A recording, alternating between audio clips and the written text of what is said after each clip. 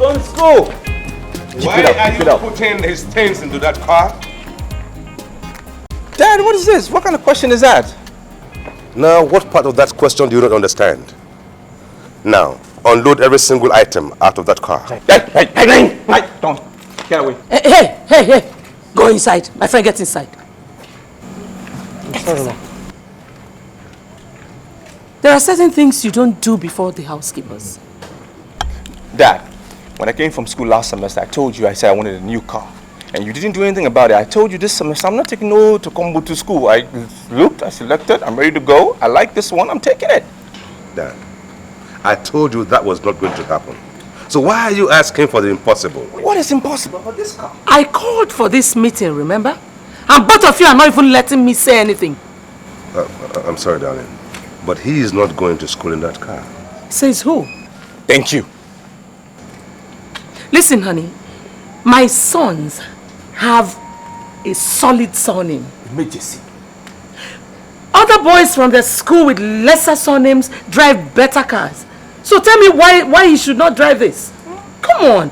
Please don't encourage them to live a low-class life. He's taking this to school. Thank you. That's my mother. Fantastic mom. That's why I love you. I love you too, sweetie. Oh yeah, I'll give you a call, mom. Okay. Dad, big ups. Open the gate. Take care, honey. Bye, mom. You are not giving this boy a good guardian like a mother should do. Come on, honey. You suffered a lot. Now that you are a millionaire, let these children enjoy. Please. Bye, sugar. That's it. Mom, I love you. Thank you.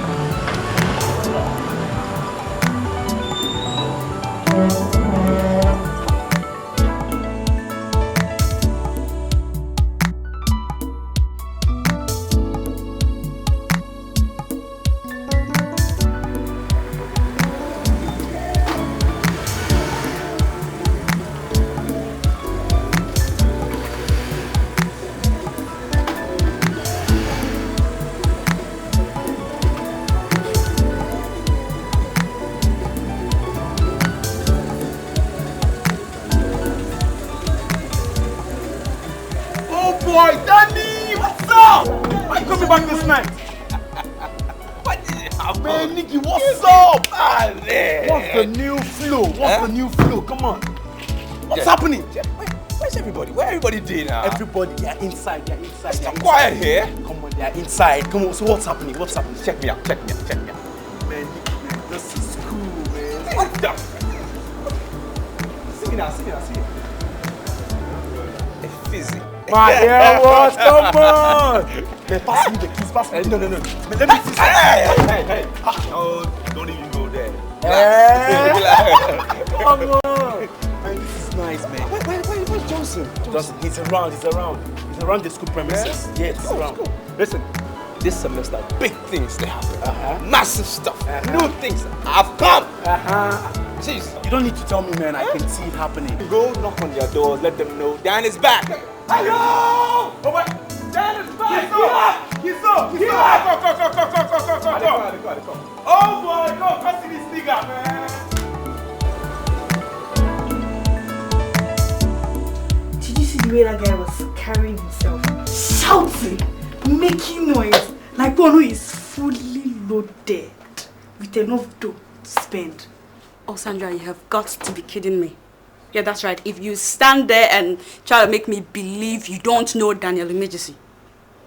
This guy is the son of the renowned Chief Umejesi. Everybody knows Dan. He's like the most popular guy on campus. Where the hell have you been? In the 80s? Well, I don't know why he chose to come back by this time of the night. It's so ridiculous and it's late. That's his problem. He can come back anytime he chooses. But wait, though. You sound like you know this guy so well.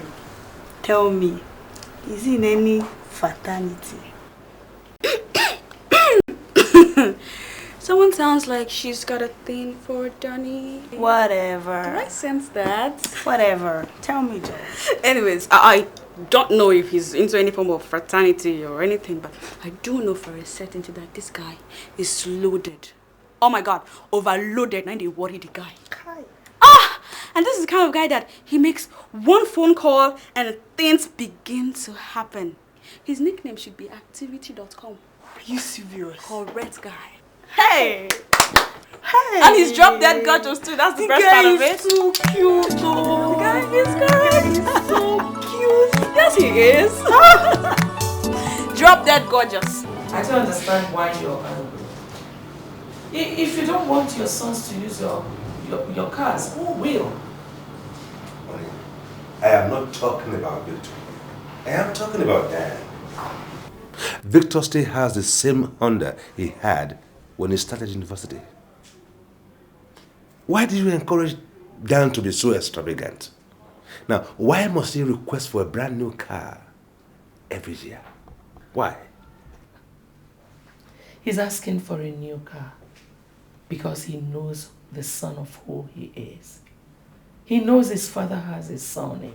And what exactly do you mean by this surname? Huh? I've worked hard from every penny that I have. There's something you don't understand. We have 2 sons. Victor is the quiet one. That's exactly why I don't get along with him very well. But Dan is the one who understands his status. And that is why we should adopt him as a product that has to be marketed. I'm sorry. I don't understand what you mean by a product to be marketed.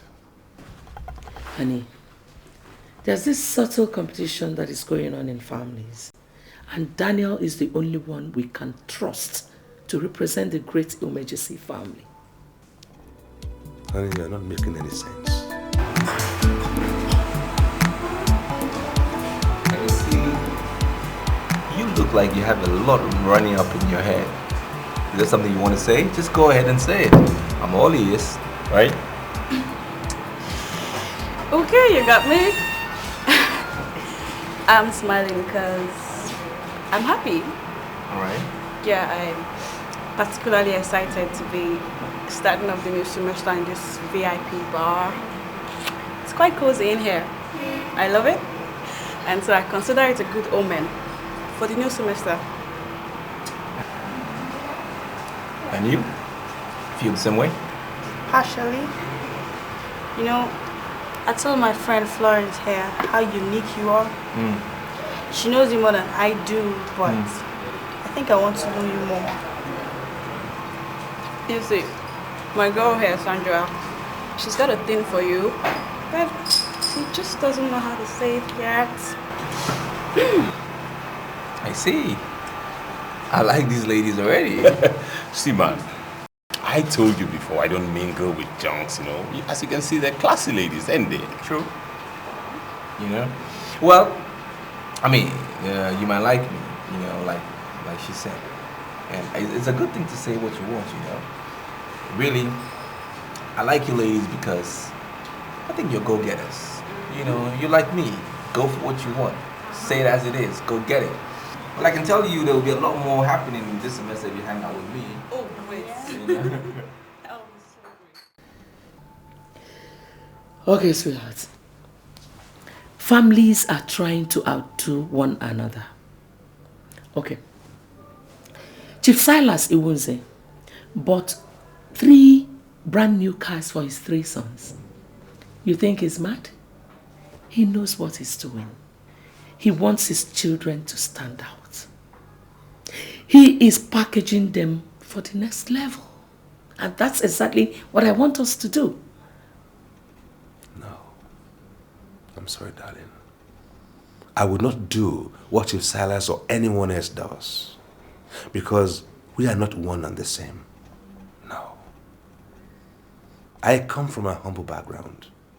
I too never had a surname, but I've worked very hard. And you should strive to teach these children that hard work is what pays. I work hard for my money, honey. Was that not why I married you? Honey, you worked very hard and became a millionaire. You have written your name in gold. You have written your name in the sands of time. Who does not know Chief Umejesi?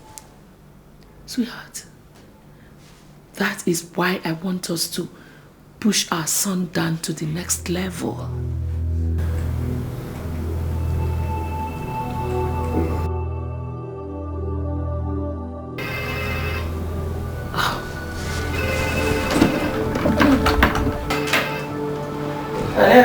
How is my fantastic mother doing?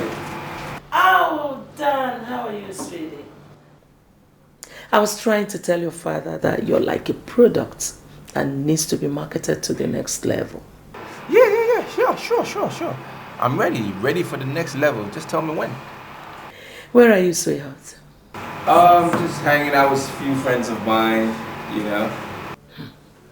Daniel, I don't know the people you call your friends, but you know I don't want you to mingle with non-entities. You must always remember where you're coming from. I know. No problem. Mother, no props. I know what I'm doing. I'm always on top of my game. So good to hear that. I'll talk to you again, sweetie. Alright, Mom. I love you. Stay cool. Alright, darling. Bye.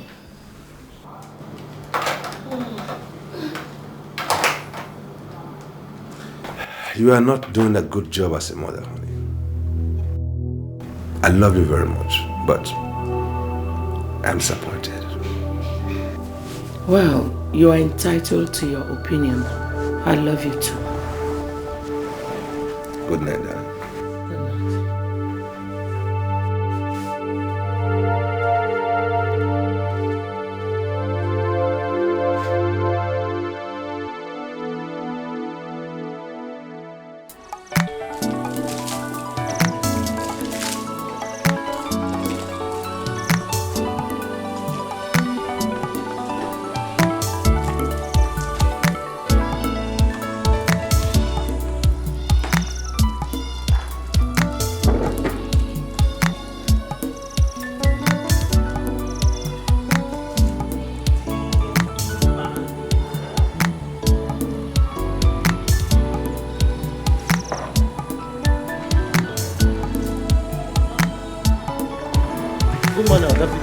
Good morning, Jude, my main man.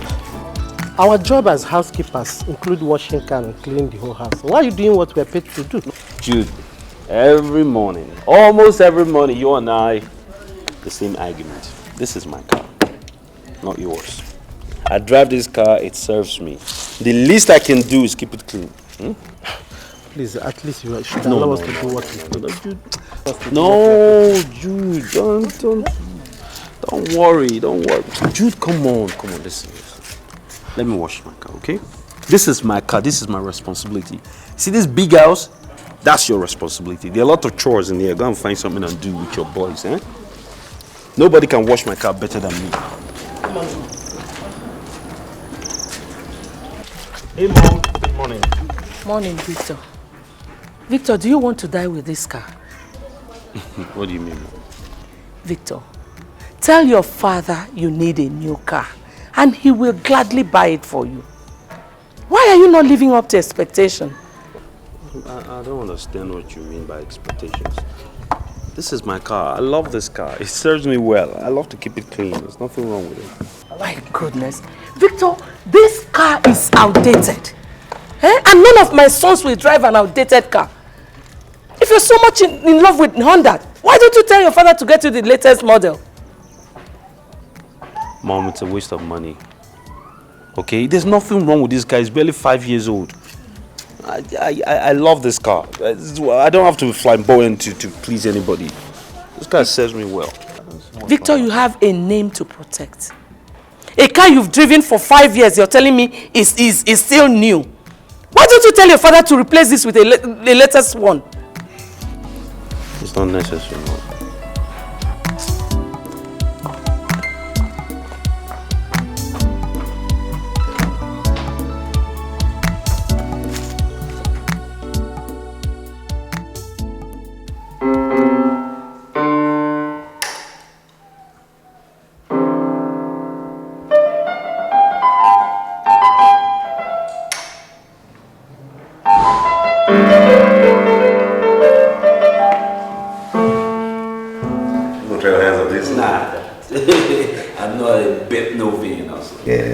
Listen, Dad, I'm sorry to disturb you, but there's something rather bizarre here.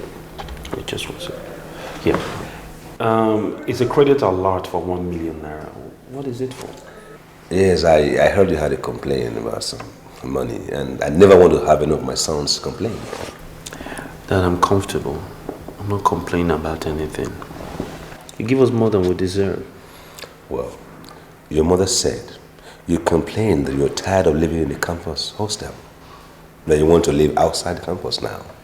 That was why I remitted the money into your account.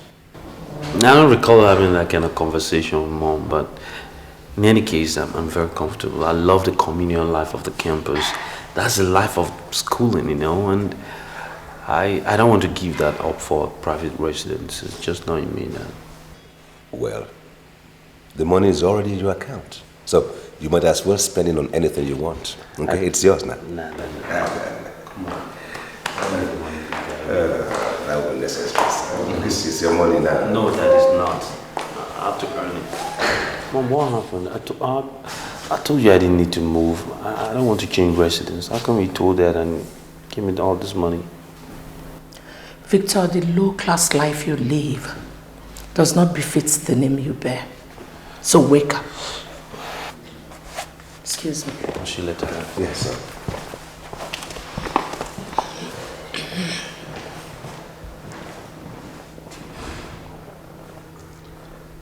Yes.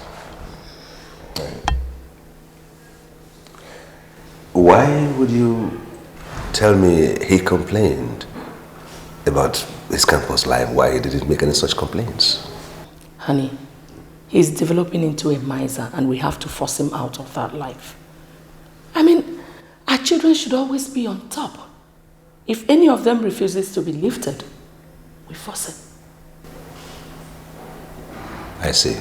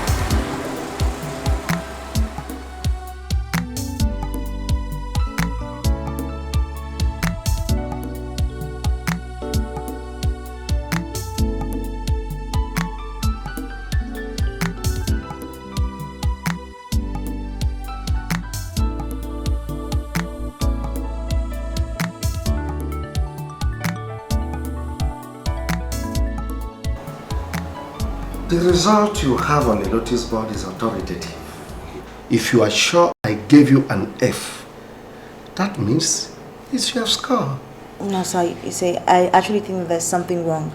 Probably a mix-up. I read very hard for that exam. And I could never have gotten an F. Are you questioning my competence? No, sir, I'm not trying to do that in any way. All I'm asking of you is, I'm appealing so that you can please revisit your scorebook and check. Because this is all too hard for me to understand. I can't feel that course. You see, the problem I have with Millicent Okoye is that she does not understand. The box stops on my table. I'm sorry, sir, but I've never offended you. As long as you are not willing to do what I'm asking of you, then be ready. You are not going to graduate in this school. I can pay. I can pay any amount that you ask for me. I can pay to get my original score, please. I am not interested in your money. I'm interested in the rate. If you think you can graduate from this school without kissing my cock, you are dead wrong.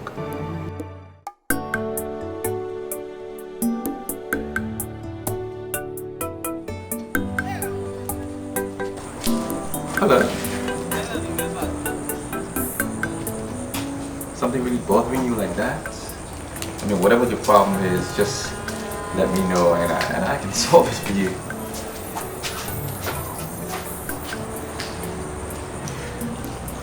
My name is Daniel Umejesi.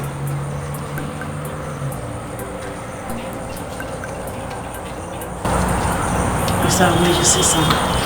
Yeah, right. I'm glad you know my surname. It works every time, you know. You know.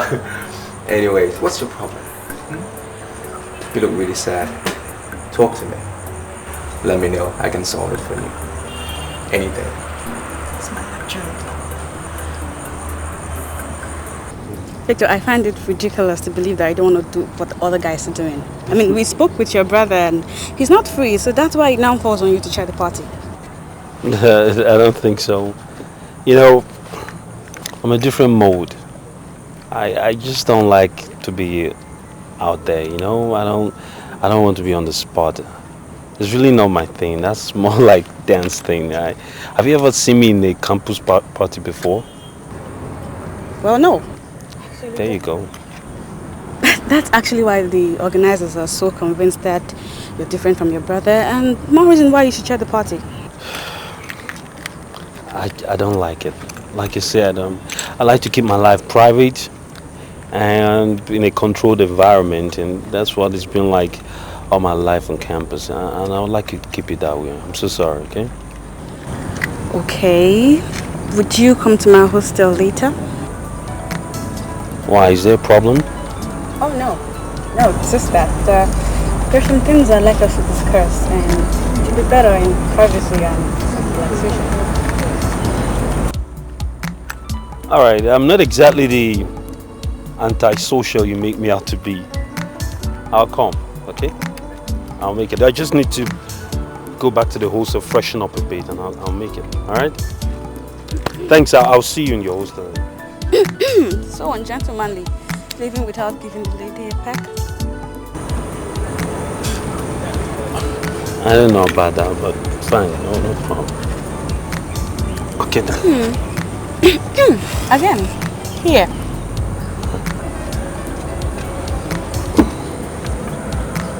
Alright then. There you go. Okay. Dabo, do you want to ride? Oh, no, I'm fine. You go. Okay. See you.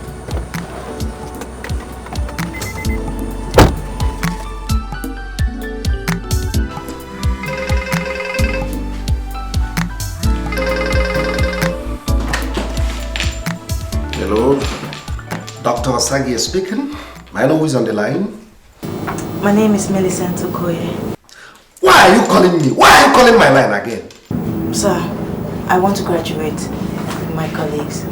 If you want to live with your colleagues, then do what others are doing. If you don't want to do it, please stop calling my line again. No, please, sir. Please, don't cut the line. I'm ready. I'm ready for you. Ready for me?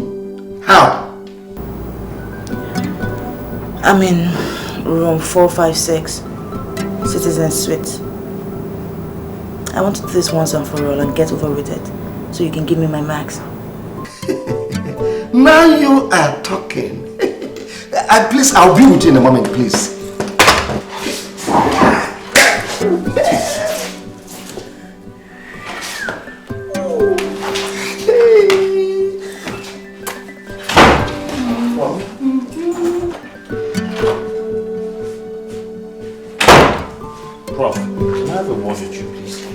You can say I am not ready for any nonsense, girl. Come tomorrow. No, Prof, this is really important, sir. If we cannot meet tomorrow, then forget the garden nonsense. Prof, please. Out, you can say I'm on my way out. Please. Prof, please. Yes.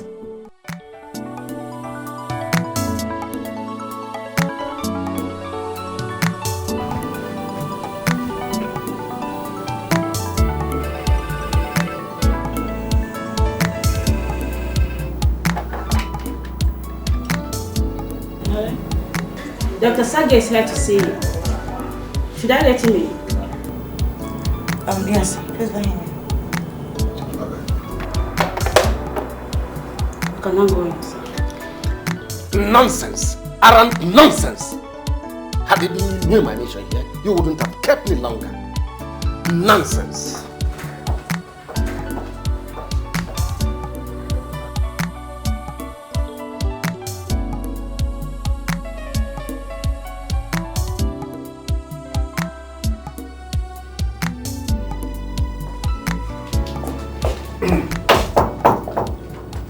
door is open.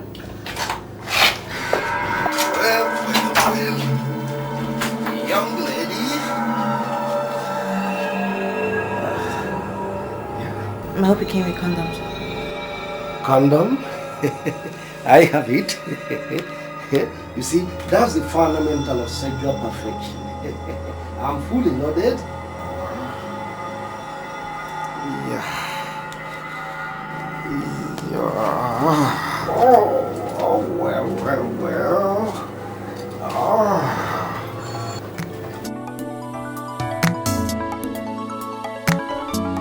Did you come here to be insulted?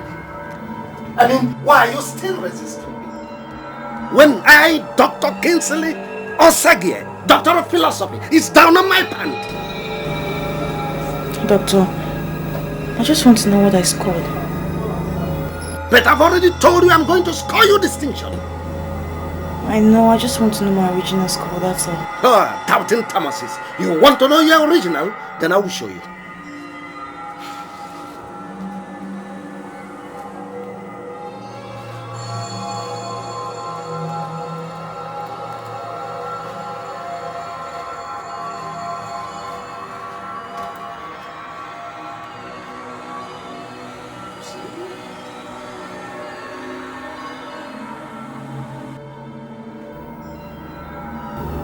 I scored 72%. Of course. Is that your business? The scores are mine. I give it out as and when do.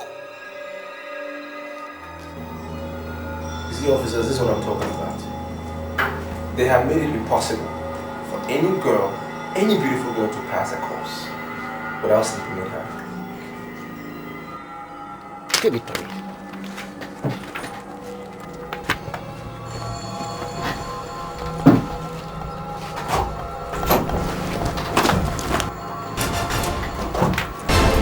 I mean, what is going on here? Who are these people? For daring to play that useless game on me, you will pay for it. God, you are under arrest for sexual harassment. Sexual harassment? Arrest? I, Dr. Kingsley Osborne Osagie, Doctor of Philosophy, under arrest? Nonsensical! You have the right to remain silent, as anything you do or say may be used against you in the court of law. Oh, Millicent Okoye! Officer, Millicent! you are coming with us to the station. That's a setup! Move it. Leave! Will you come on? Move it. What is the meaning of this? Move it. Don't try that! Move it. Move it. I said leave me alone! Push it.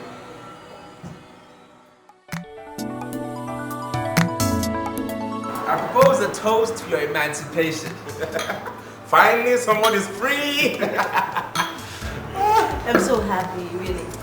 But seriously, I doubt that 72%. It's still very questionable. For God's sakes, I read so hard for that exam and I deserve 100%. Well, I only think that will serve as a deterrent to other lecturers who would not be content with the wives they've got at home. Yeah. By the way, did you guys hear what happened to Professor Emo? What happened to him?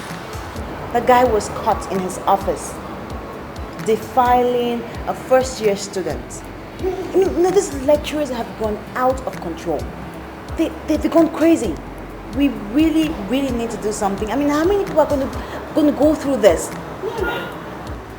What happened to that Professor Emo eventually? Obviously, nothing. But something did happen to the girl. She left school out of embarrassment, and she's now an official dropout. You see, this is what I'm talking about. I am sure Professor Emo would not have tried that stupidity on any girl that comes from a reputable family. That is where surname comes in the picture. There he goes again with his surname crap. Hey man, does it mean you can't say anything reasonable without bringing in this rubbish you call surname? Or is there any human on earth who has not got a surname? Johnson, are you a fool? Are you a fool?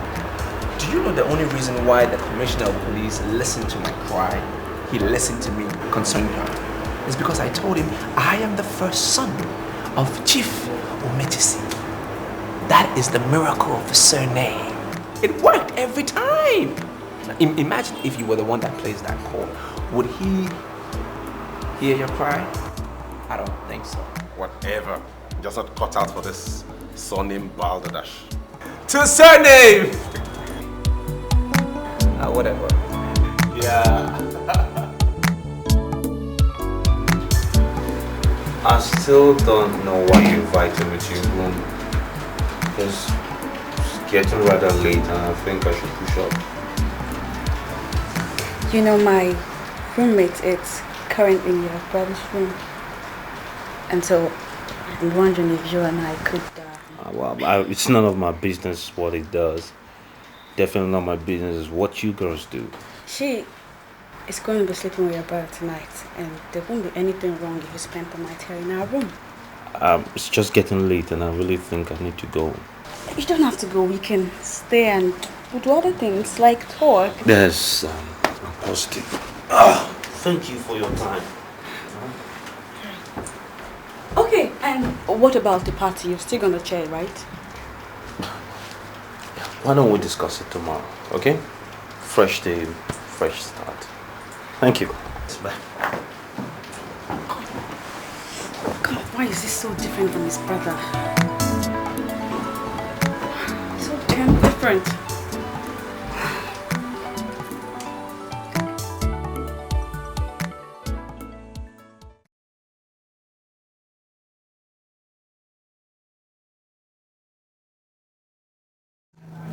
I like this gun. It looks like something I've seen in the movies. Hey, look. He said it was stolen from an FBI agent. So it's a rugged gun. Yeah. Rugged indeed. How much is it going for?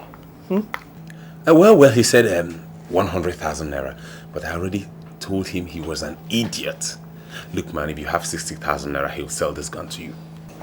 Oh, you don't have to call him an idiot because he says the gun is 100,000 naira. I think this gun is worth it. It's worth it. Oh, well, in that case, if you have 100,000 naira to spend it, let me have it. Who's at the door? It's Millicent.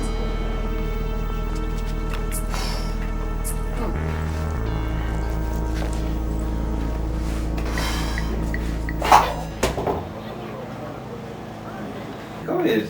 Come in. Hello. You're welcome. Thank you. Hey, guy, I have to take my leave at this point. I'll see you later. All right, see you later. Bye-bye. I'm surprised that you use such a timekeeper. You're on time. I'm not really cut out for the African time thing. You know, time is time all over the world. Just like the general maxim says, punctuality is the soul of business. So, shall we? Oh, sit down. Have a seat. I hope you won't be disappointed if I tell you that I can't go for breakfast tonight. No, I mean, it's fine. It's good. Yeah, I'll just leave you then to rest, okay? Yeah. I've been meaning to tell you this for a long time, but I think I should just come out with you. What's that? It's about your friend Johnson. Look, I know that Johnson helped me out when I was in trouble and all that, and I'm not even supposed to be saying all this about him, but I'm pretty much concerned about you. I don't think Johnson is the kind of friend that you would want to keep. Don't get me wrong, he might be all that, but he still has a reputation, a bad one in this campus. Nobody ever says anything good about him. I have myself witnessed him being arrested a couple of times for illegal possession of firearms. Seriously, I don't think it's the best of news. Come on, Millicent. Every bad person have their good sides. I mean, Johnson is a good guy. You know, I like him because he's smart.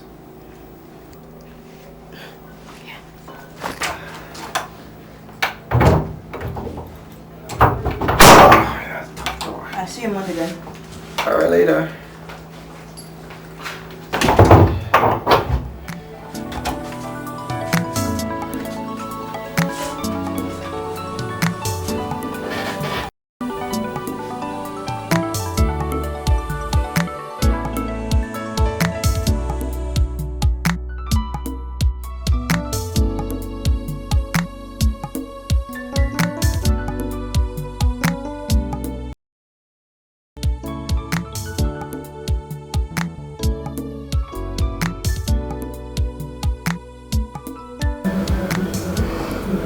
Daniel is going to marry that girl.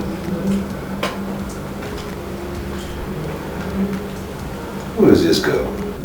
Cindy Odogwu, the daughter of Senator Odogwu. She wrote me telling me that she's coming back next month from the US where she just rounded off her degree program. I think we have to tell Dan that he's getting married next month. I said, what? Did Dan say he's ready for her? Sweetheart, have you forgotten what I told you? That Daniel is like a product for Brandon. And he needs a woman, a wife, with a very solid surname like his own. And that's why I'm presenting Cindy. Well, yes, I understand that. But are they both ready for each other? Honey, we don't need their consent to make decisions for them. I told her I would like my son to marry her and she is interested. We don't need all that.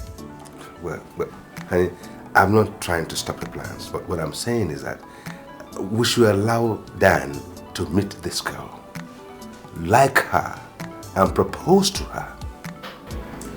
Honey, I think that's a bit too late now because I already proposed to her and she agreed. So this girl wants to be addressed as Mrs. Cindy Umejesi Ni Odogwu.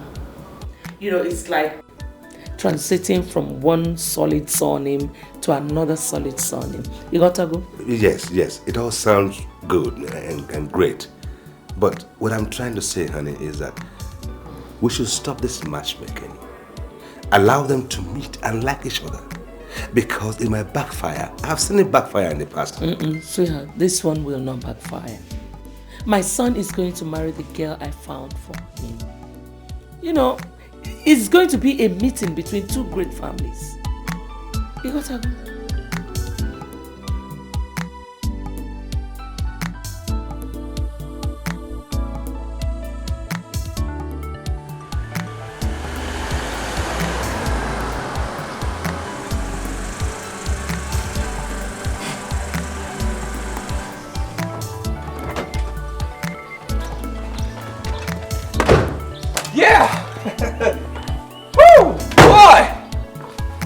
My house. You like it? See the cars? Paved. Big house. What do you think? Nice, right? I don't know something. Right on.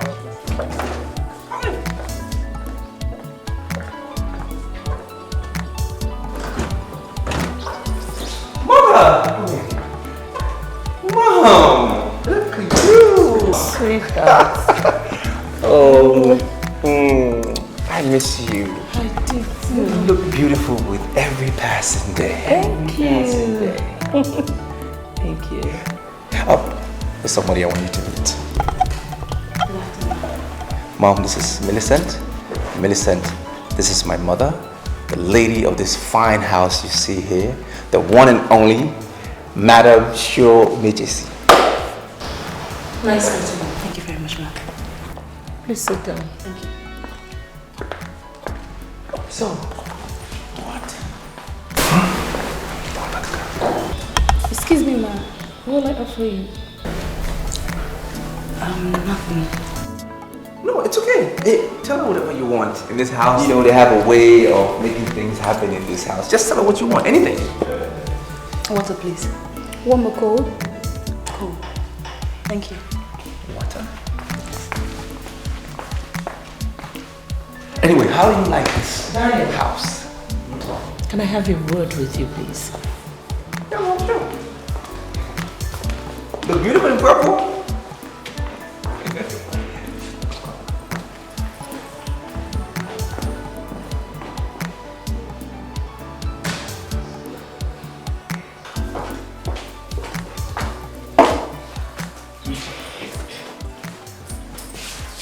Madam Fantastic. I don't want to ask you what you promised her already. But I'm telling you here and now that it will not work. You will not marry her. Mom, why? She's a good girl. you know, highly intelligent. Intelligence is the word. What is her name? I already told you, Millicent. Does she have a surname? Okoye. Her father is a goldsmith in Otoja. Daniel, if you know where you picked her, just go back there and drop her. For God's sake, you have a surname. And there is no way you can end up with a woman without a surname. Mom, why? I mean, she's a good-looking girl. She's fine. This is somebody who will come out first-class honors. She's very reserved, beautiful. The name of your wife is Cindy. Cindy is the daughter of Senator Odogu. She's due back in this country in a couple of weeks, so prepare your mind. Yeah, I know Cindy. I know Cindy. We go way back. Come on, what makes you think I want to marry Cindy? Daniel, you know me. And you know I do not settle for second best. Cindy is the best and she is the one you must marry.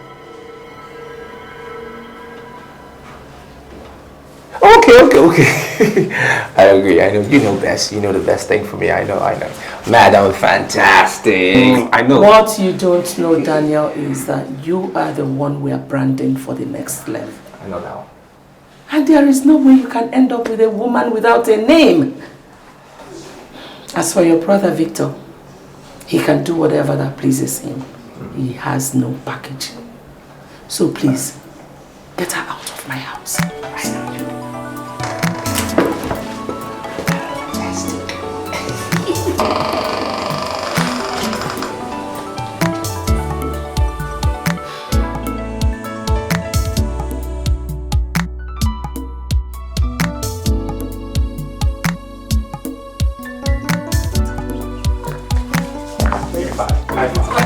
Everybody. Take it out.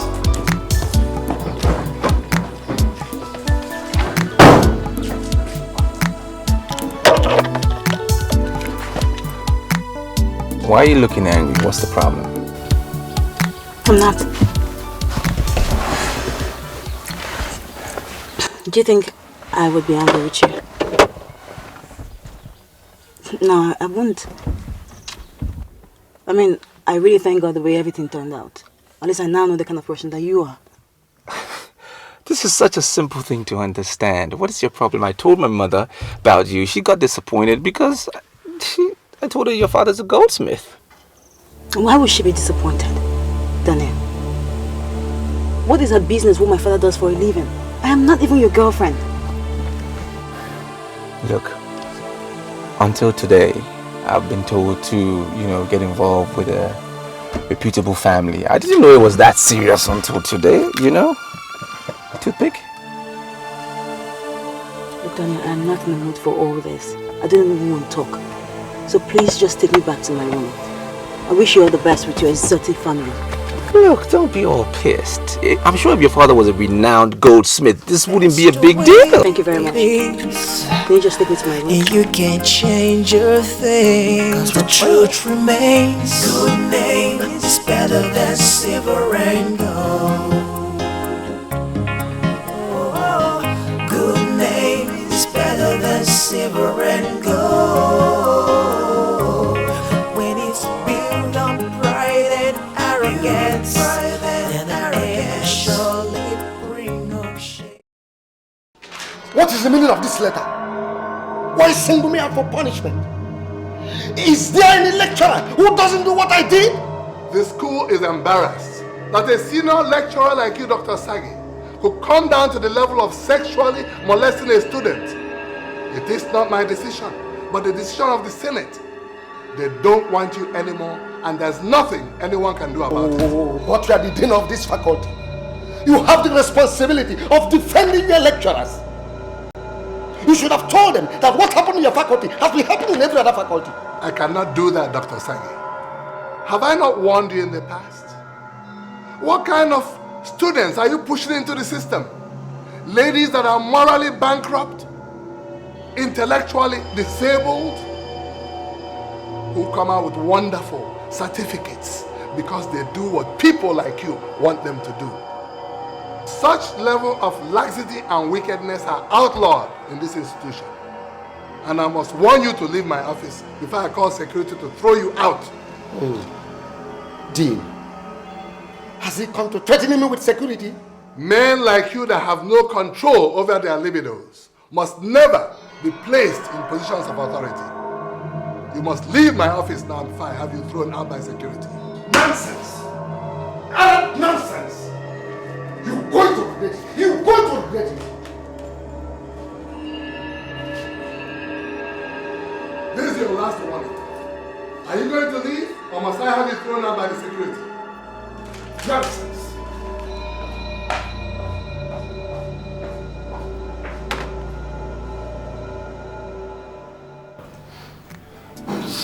So how do you like the place? You know, like what I always tell you, I do my things in grand style, you know. I just can't be hanging out in any kind of sit-outs in bars in schools, you know. I'm the governor, and that's who I am. So, you know, I like my things being done classically, you know, in style. You know, some people think my dad was rigged into office, and some things politics made my family relevant, but that's all lies, you know. That's all lies. So I also wish to let you know I was born in London and I was brought up there, and my dad thinks there's no place like home. Bros, Idu, enough of the talk about politics. If we allow you, you could go on and on. It's beginning to bore us, for real. The reason why we followed you to this place is because you promised us some comfort. So let the comfortability begin. Well, I know you can have whatever you want. I mean, whatever you want. I am the son of the governor.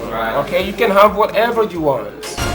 You got that, right? Listen, you promised you're going to give us money. So, are we getting the money or what? So hey, now you're insulting again. You just insulted me, man. See, I said you can just have whatever you want. Okay, whatever you want. I'm the son of the governor.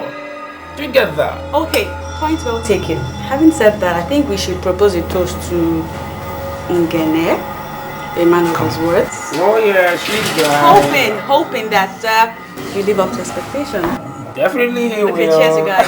Cheers. You're right. Yes. That's it. Yes.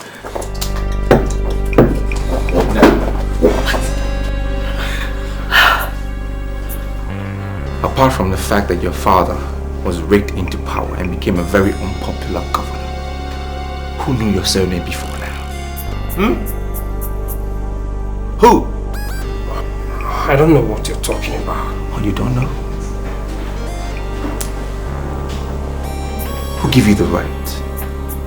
And I know you don't have the guts to walk around with my babes. Please do not use the gun. Don't let me use the gun. I didn't know they were your women. We're just hanging out to, you know, chill, you know. Now, my name is Daniel Umejesi. Everybody knows my name. It rhymes. There's a rhythm to it. And you and I, we're not in the same category. Boy! Alright? Yeah. Now, you have no right to say hello to a girl I have dated, am dating, or will date 20 years from now. Am I clear? Yeah, very clear. Right. But you're not dating any of us now. Shut up! Now you listen to me. When real men talk, boys like you that became popular because you stole money from public coffers should just disappear. Clear? Good. Now you get up and follow me.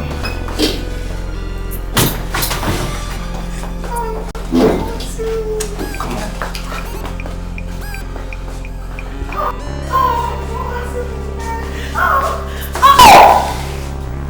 Why won't you just give me?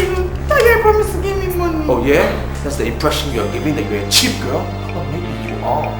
Why won't you just stop pestering my life? You're not my husband. You will never be my wife. Ever! So why won't you just leave my life alone? Because you have at one time slept in my bed. And any girl who has found a way in my bed cannot sleep around on campus. Clear? Johnson, let's go. Johnson, let's go.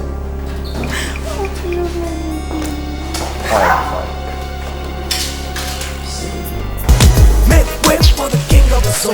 Make way for the king of the soul. Make way for the king of the soul. Make way. You got style, but you don't. You think you got name, but you don't. Step aside, so I don't have to shut you out. You got style, and you don't. I know you have money, and as a result, you can get away with almost everything. But hey, man, I want you to understand that I know weapons more than you do. And it was very wrong of you to have pulled the gun there. See, Johnson, whatever you're talking about is in the past. Alright? And I'm that individual that doesn't dwell on the past. I move forward. I always go forward. That's me. Forget it. Where are the babes? I mean, that's why we came here. Where are the babes? In the way. That's why we're here. Fire, I'm on fire. See, I run the city, dictating the best. I own the city, none of y'all can test. I'm a project, I'm a project. Just an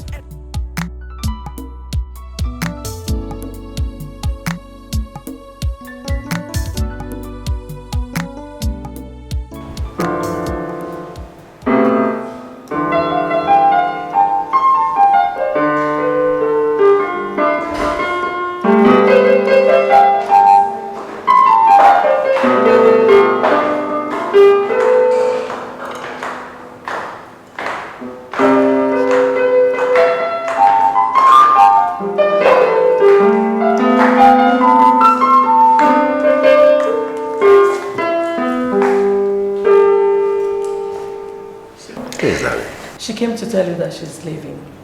Ah, that's all right, my dear. It's a pleasure having you around here. See, Dan has been briefed accordingly. And we'll put things in place as soon as she writes his exams. I spoke with him earlier on and he says he'll be back by the weekend. Very good, very good. Give your father my regards. He'll hear. Thank you, sir. Let me see her. Come on down.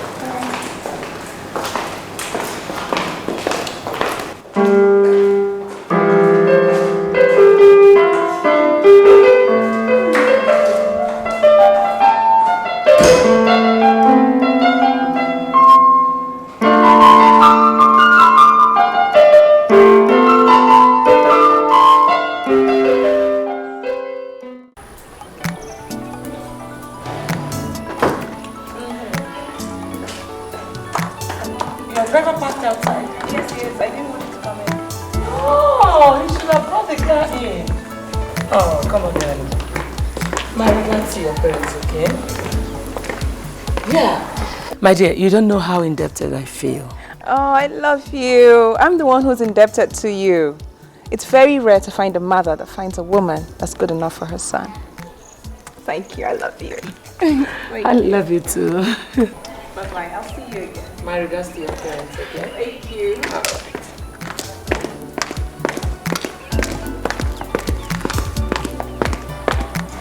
Good afternoon, ma. Oh, okay.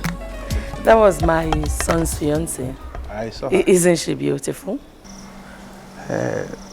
Madam, I don't know so much about women. And I'm sorry, I don't know how to assist them. I'm sorry. Please tell the cook to prepare roasted yam and native sauce for me.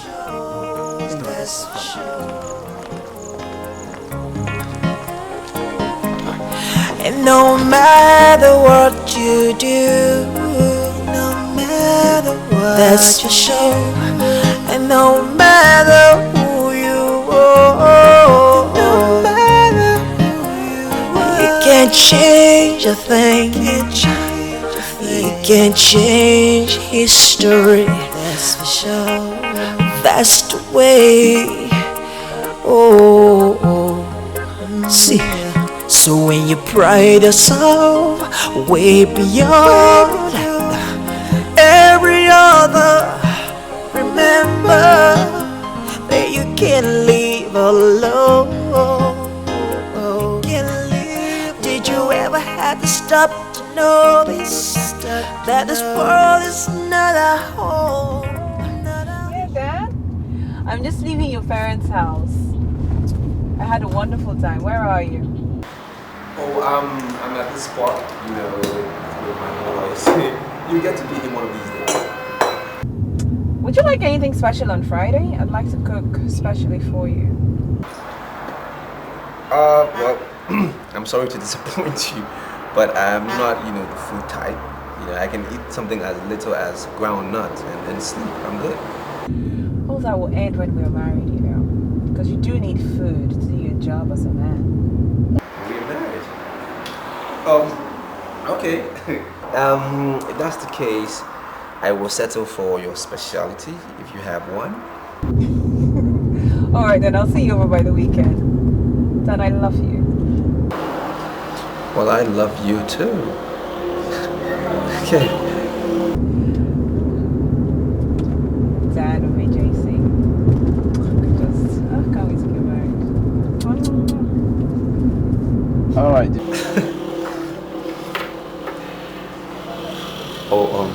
Hey, I'm sorry, okay?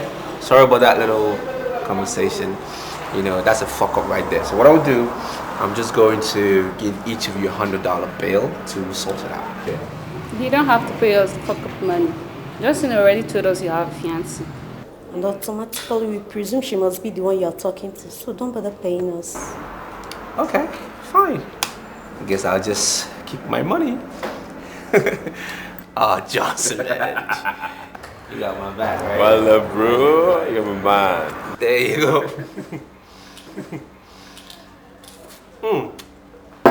So what's your name? Victor, you know what your brother did to me. I understand you have squabbles with my brother. It really doesn't concern me. I'm sorry. That guy pulled a gun and assaulted me in a restaurant. Can you imagine that? You must get him to apologize, else I'm taking it up as the governor's son. I know whose son you are. It's still inconsequential. The point is that Dan has his ways of doing things. It's a complete conflict with my ways, and I hate to be involved in this matter. Well, if that's all you have to say, I'm sending your brother to jail. Yes. Well, do whatever suits you. Anything that gets you through the day, do it. Excuse me. Yes. I actually have an appointment with the head of the You know what? I could send you to jail. Both of you. I am the governor's son. That is who I am. I run the city, dictating the business. I own the city, none of y'all can test. I'm a project, I'm a project, just an entrusted. Yes, I'm a project. You think you know me? No. You think you've got me? No. You can't touch me. Yes, you can't touch me. No. You can't see me when I'm coming for you. I'm the hurricane, I'ma run you through. So make way for the king of the zone. Stand up as I sit on my throne. I'm the first and you are the last. So bow to the king as I raise my glass. Why not hop into the car? I will take you to a hotel where we can do it properly. I'll call you tomorrow. Go anywhere and do whatever that will make you happy. Come on, lazy. I don't want all these excuses. I want it today, not tomorrow. I'm sorry, Chief, but I can't leave the campus. I have an important quiz to write. Hey, my friend. What are you doing? She's my girlfriend. She's your girlfriend? Look at this belly of yours and you want a young girl. And you, what are you doing with this old man? What are you teaching children of today? Do you know this girl could be one of your youngest daughters? You give her money. Money? Oh, I like the sound of that. Where's the money? The money is inside the trunk. In the trunk? There's no truck here. It's inside the trunk. The trunk? Yeah. Open the trunk. Quickly.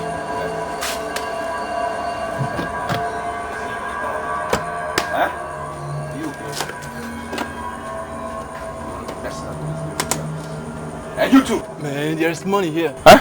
Bring it. Get down, man. Stay down. Let me see. Holy shit. my name.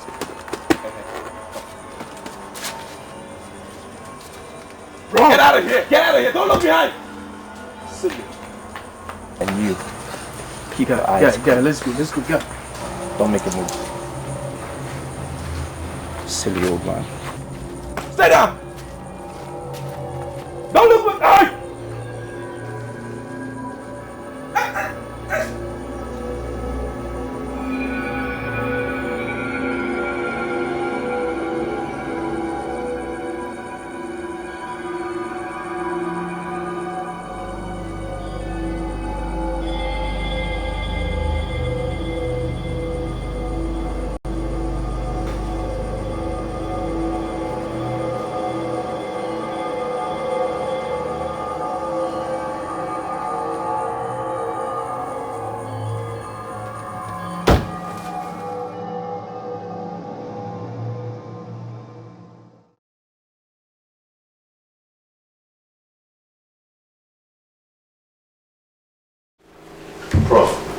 Please, sir. Yeah, good afternoon, Victor. Want you to see me? Yeah, sit down. Thank you, sir.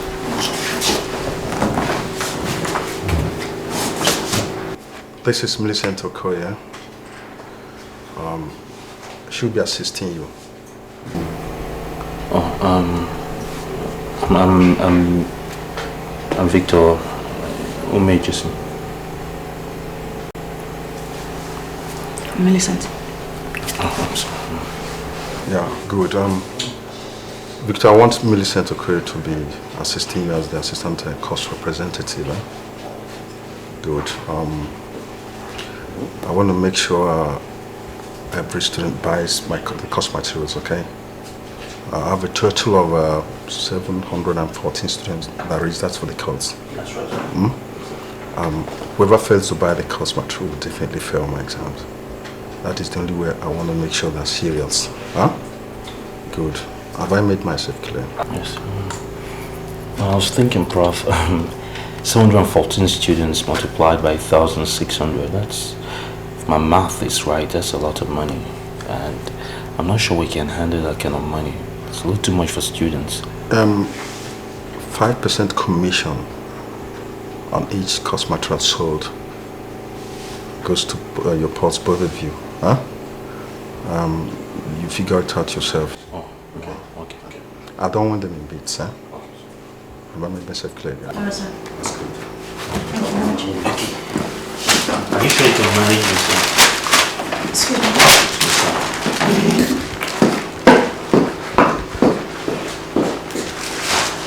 Prof. He's fiesty. I'm nothing, Prof.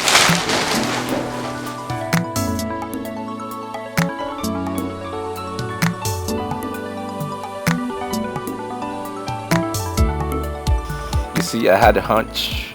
I just knew it. I just knew. I told you if we attacked that guy, everything will work out. And like magic, it has. I am 800,000 naira richer. Well, Dad, I'm surprised that he had that kind of money and was not able to lodge himself in a hotel. Well, it's okay. You know what? Just leave him alone.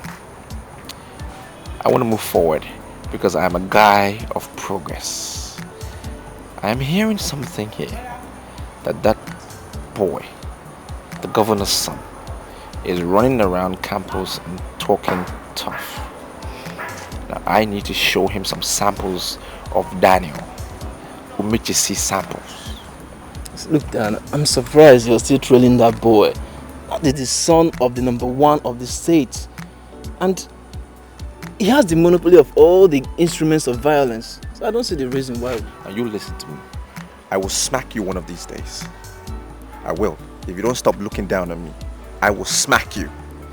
I'm sorry. It's just that it makes no sense showing samples to the #1 son of the state. We just made careless money. All we need to do is to find somewhere, rest, find a 5-star hotel and rock ourselves to zero. What makes you think I need that kind of money to be able to rock this campus? I have more than enough. I don't need it. I can check in a 5-star hotel whenever I want and however way I want to do it. You just watch your mouth and get ready for your mission. But me, I need to rock, Dan. Whatever the case, Paulson should just know that he is in my bad books.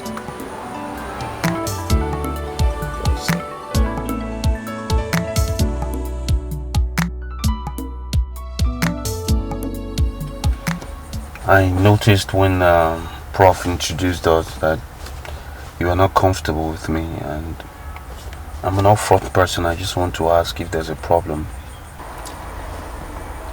Before you came in, Professor told me I was going to be working with Victor Umejesi, and I made it clear to him that I was not very comfortable with the name. Why? I'm very sure we've never met before. Something wrong? Are you in any way related to Daniel Umejesi? Should have known. He's my older brother.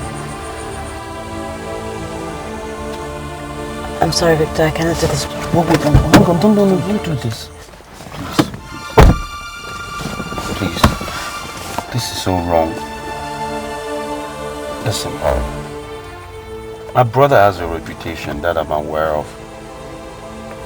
I can't even begin to mitigate half the damages he's done to people. I can't. I only know that I'm responsible for me and me alone. But if there's anything my brother's ever done to offend you, I'm sorry. I apologize on his behalf.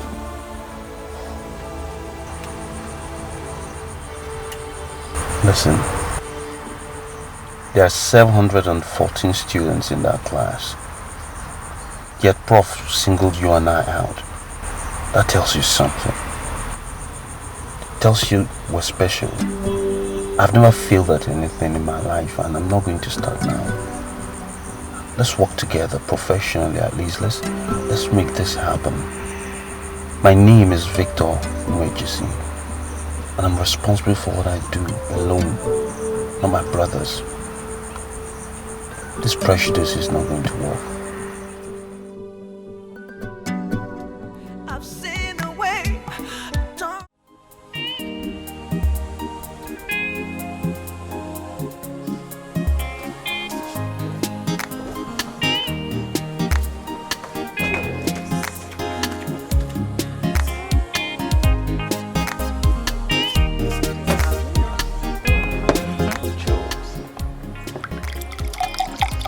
Let me not feel it, okay?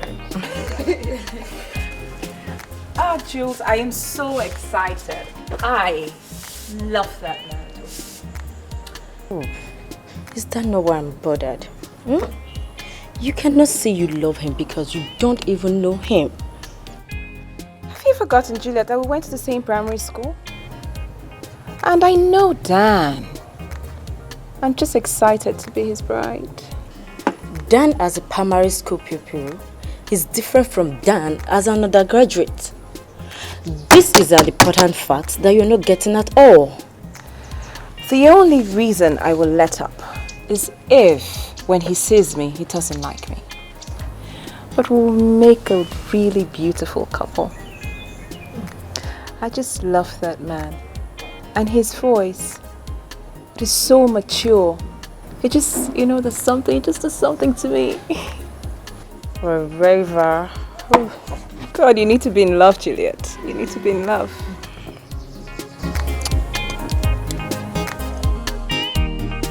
You need to be in love.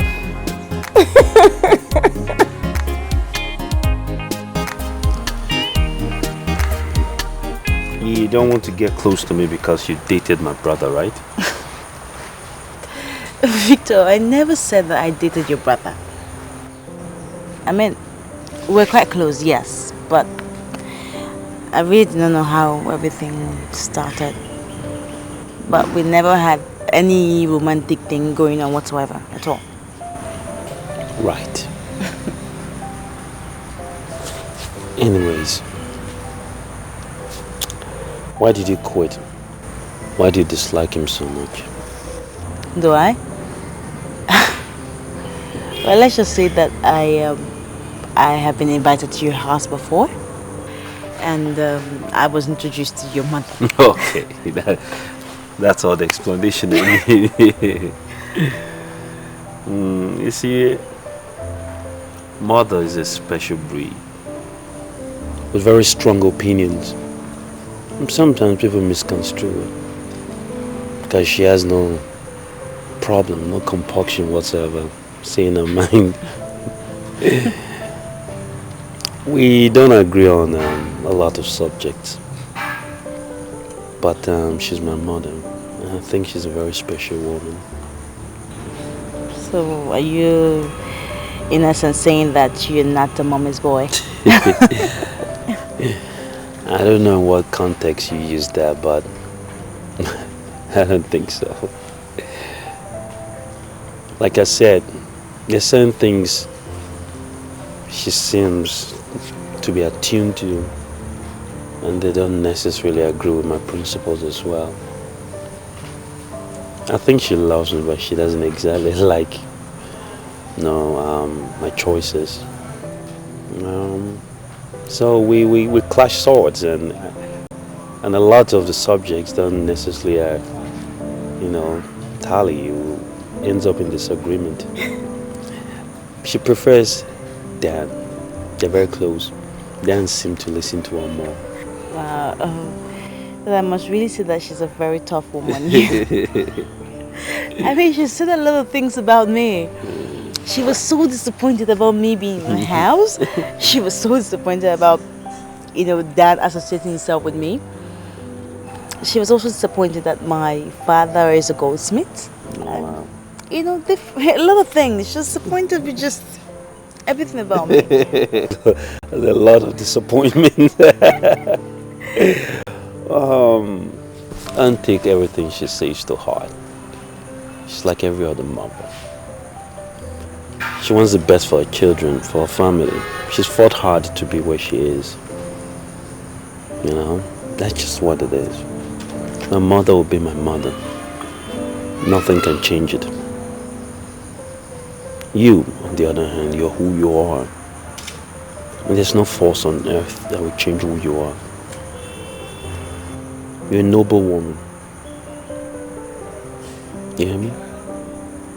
And don't allow anybody, anywhere, including my mother, to tell you otherwise. You understand? Jeez, you're so different from your brother. I hate to say it, but that's a compliment. Okay. That was a cheap shot too. It's a cheap shot. I love my brother too. I guess that's the way it's meant to be. But I believe in predestination. I believe everything happens for a reason. Yeah. I don't think the hatred introduced us to sell just handouts. I believe there's a bigger, higher purpose. And all I'm asking is, let's spend time. Let's focus and find out what that purpose is. Okay?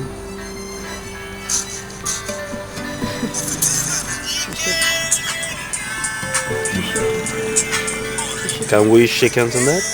Yeah. Deal? Deal. Talk of the devil.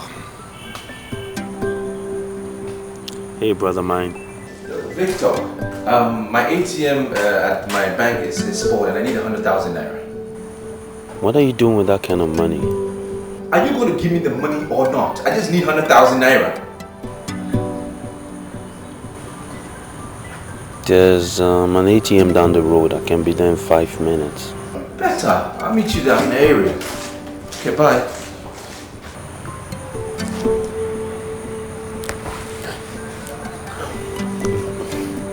Dan needs me. Okay. I have to go. Okay? Okay. Why don't you come with me? Okay? We could go grab a bite after that. Now, alright, just stay here so I can go to class and read. Will I find you here when I get back? No. I'll call you. Okay, partner. Shake hands again. Make me feel awkward, you know that? I'll see you later. Alright. Bye. Yes. Oh yes, that'll be tomorrow morning. Yes, in the morning tomorrow. Oh, that's all right. Okay. So how to send from that? Yes. Okay. I saw the memo you left on the table. I don't understand it. Here. Honey, you have started behaving like a miser lately. How can you tell me that an ordinary memo written in simple English language that you did not understand? Would you rather I claim to understand something I don't understand? Besides, I have no business with Hewlett Autos. So how come they ask me to contact them personally? Well, I wanted to trade in these cars. That was what Mrs. Ilodibe did, and today her compound is filled with brand new cars. All the cars I have in this compound are brand new. So why must I apply for a trade-in? Honey, I don't know why you don't behave like other rich men. For God's sake, these cars you call brand new cars are cars we've had for more than 1 year. I spoke with the car company and they said they would do it for us, but I don't understand why they are insisting that you call them personally. That's actually why I dropped the memo. Honey, why do you do things without my approval? Honey, I'm just concerned with the family name. For 1 year now, we have not bought even one brand new car. Sweetheart, it's totally unacceptable. And why must we buy a brand new car or even arrange for a trade-in when our business is facing a diminishing profit for 3 years in a row now? Honey, why do you like showing off? I am not showing off. Sweetheart, you might not understand, but people are watching. People believe in what they see. Why are you so concerned about what people see, what they think, or what they do? You are a mother and a wife, and you should think like one. Of course I'm thinking like one. Okay, Daniel is getting married next month. Show me the car that the wife will drive when she comes in. One of these junks? Sweetheart, come on. Call the car company. Let them come and take away these junks and give us brand new models. Please. After you pay ordinary 30 million and our house will be filled with better cars. Honey, now let me be sincere with you. I will make no such calls. Because all these cars I have in this compound are all brand new cars, and I'm not in a hurry to change them. At least not now. Tani, you will make that call. Families that bear lesser son names are driving better cars than we do. It is one thing to have a surname, but the most important part is to maintain it. And we are going to maintain our name. Money, they say, is a visitor. You take good care of it. The Umejesi family is known and rich. And I don't need to buy a brand new car every year to drive on that point. It is known. You will make that call. Do you know what they call you? Nwoke Nwelafa. Nwoke Nwelafa, and you are going to be Nwoke Nwelafa. You're going to buy those cars.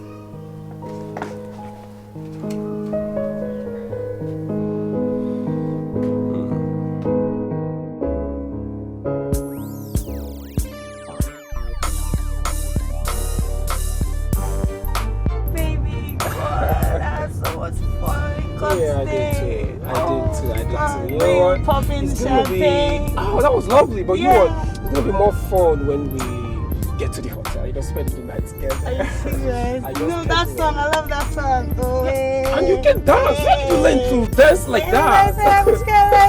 You know what? You have to teach me those dance steps. I really love them, you know. God, I had so much fun. I did too, but you know what? It's gonna be more fun when we spend the night together in the hotel. Oh yeah. You know when that song was playing? Oh yeah. I didn't know you could dance like that. Why did you learn to dance like that? Oh, everybody said I'm scared. You know what? You will teach me those dance steps when we get to the hotel. Oh man, sorry. Okay. Oh baby, please can you clear somewhere? Let me pee. My bladder is about tearing. Well, we're almost at the hotel. We'll be there in 20 minutes. No, baby, please, just try somewhere. Is it that serious? Yeah, please, my baby. All right. About here. Okay. I'll pull over there. Let's try holding it. No,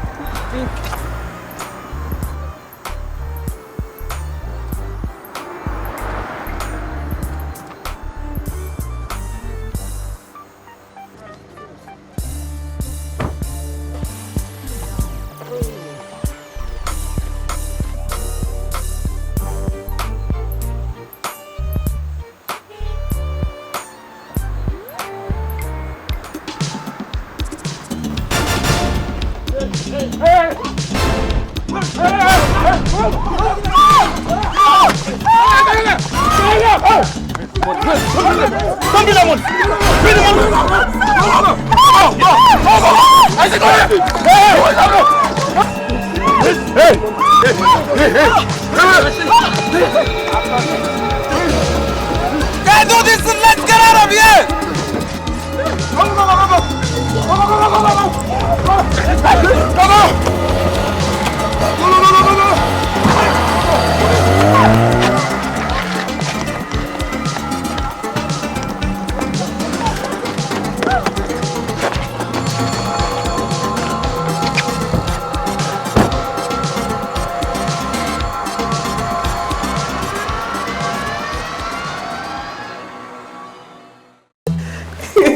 I was quite nervous though.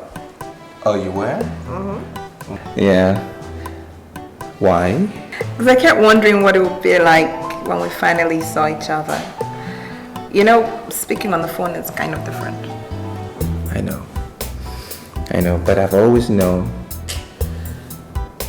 that you and I were meant to be for each other. Yeah. I'm the one who's been nervous. Maybe I'm still nervous right now.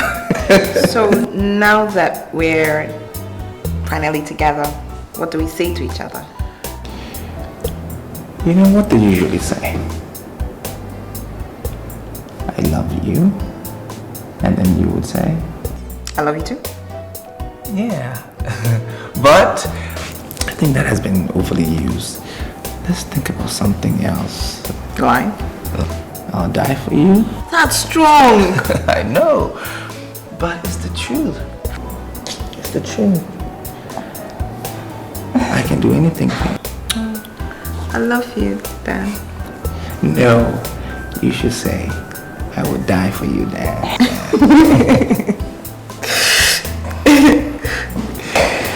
Some of my friends that I told that we're getting married, they say you're a braggart. They also say that you've got a short fuse and that you venture the unthinkable. Well, I like that part. But that has got me thinking, actually. So, who are these friends of yours? Their identities are not important. Okay. What's important is that you've proven them wrong.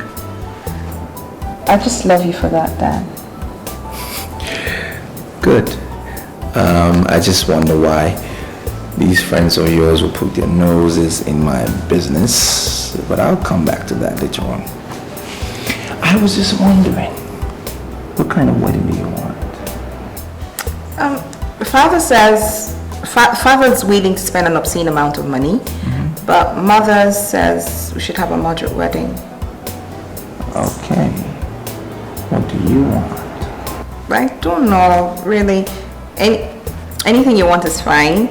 I just would like to be called Cindy, Chief Mrs. Cindy Umejesi Neodogo. It would be a noble transition. I know. You make me very uncomfortable. You get over it. You get over it. Because my God. The illusion that the makers of that gun made just one sample.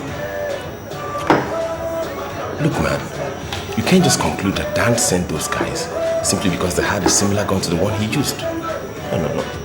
Listen, Mr. Johnson, or whatever they called you, I didn't use the word similar, you just did.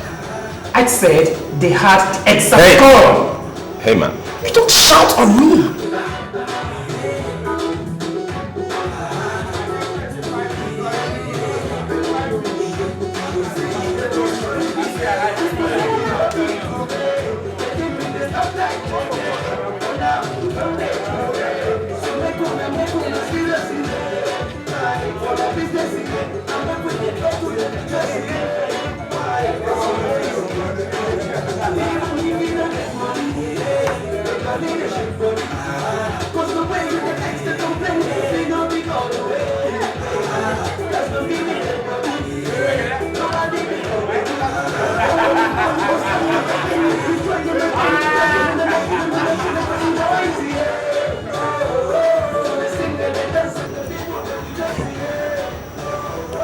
Umejesi owns this campus. And the earlier you got that into your thick skull, the better for everyone involved. You know what? I think you're the one who needs to get something into your thick skull. Because no one owns this campus. Why do you worship this guy? You heard me right, and I don't think I have the time to repeat myself. Why would I worship this?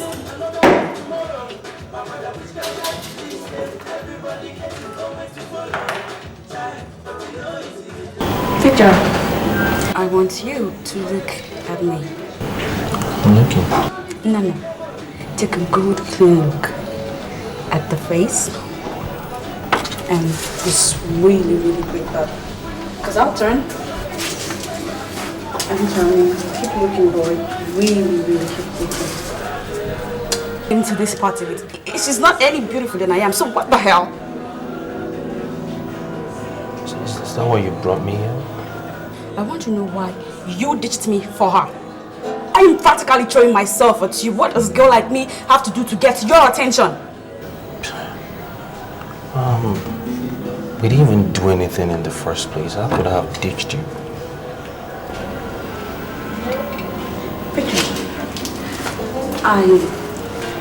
I've resolved to love only you. Just you. So then, let's get it on, alright? It totally fits both of us. I really don't know how to say this to you. You know, you see that girl I walked in with? That's my woman. Now, you're beautiful. Really stunning. I know. Actually stunning. That's right. But you're not the woman for me. Seriously, you see that girl I walked in with?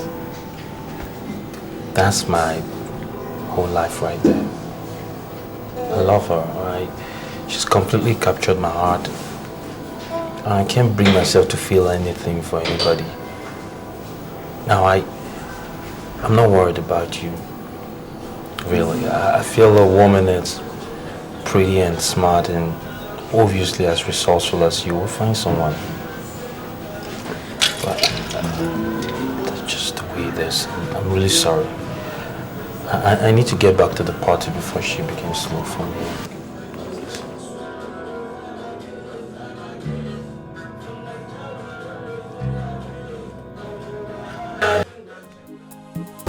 I don't understand why you're looking at me like this. Are you the one that has been feeding my fiancé all that bullshit? Me? How could you imagine that I would sit and talk about you? I'm not a gossip. Now you listen to me, Juliet. I have not slept with you or any of your friends. So I need you to keep your nose out of my business. Keep it far away from my affairs. Because if you don't, I will make you my business. And if you're my business, you are in some serious shit. Why are you saying all this? Do you want me to release, to unleash my ill-mannered life on you? Because it doesn't matter if I'm ill-mannered or not. It's none of your fucking business. Stay out. I'm watching you. Stay out.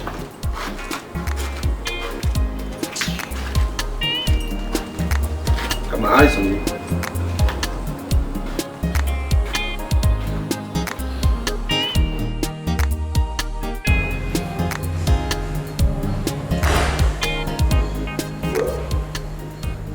truth of the matter is, business has not been as good as before. But it doesn't mean that I cannot dole out some money to give my son a befitting wedding, if that's what you want. Dad, it's not like I'm trying to spend your money, even though I know you do have it. I'm just trying to keep the family standard, like Mother has been saying. Keep it up there high, that's all. And what exactly do you need by that? The senator has already told his daughter he's going to organize a huge societal wedding for her. So why bother? I mean, why do we bother about this? If the senator wants to throw a huge societal wedding for the daughter, then let him foot the bill. Never. I mean, how could you suggest a thing like this? Honey, what is wrong about that? Is it not his only daughter that is getting married? So, if Senator Dogu wants to throw a huge societal wedding, let him satisfy his taste. As far as I'm concerned, this meeting is unnecessary. Honey, when did you start this kind of lifestyle? If you no longer have shame, I do. Senator Dogu is not going to sponsor my son's wedding. The Umejesis will. And I do not want anyone to say anything to the contrary. Thank you.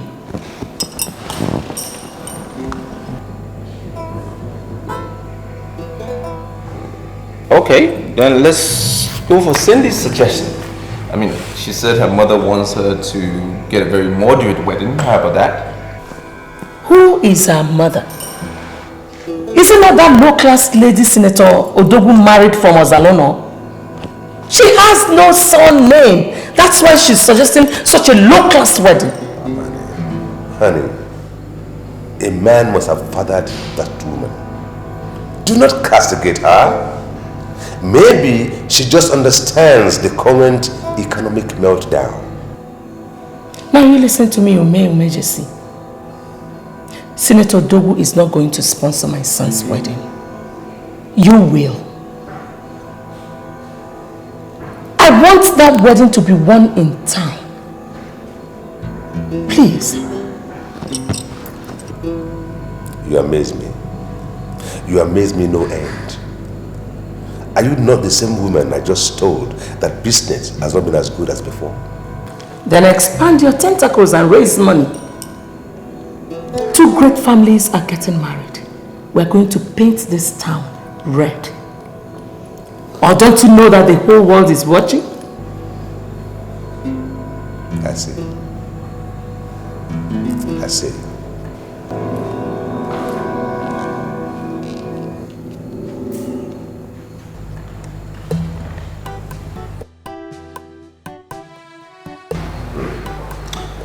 Sorry. You are a man now, and you cannot say you don't understand what is going on. And don't take this as if I'm broke, because I'm not broke. I cannot be broke. But you see, business is cutting down on the expenses because they continue to experience a profit shrunk. So you see, we need to take a decision on this wedding.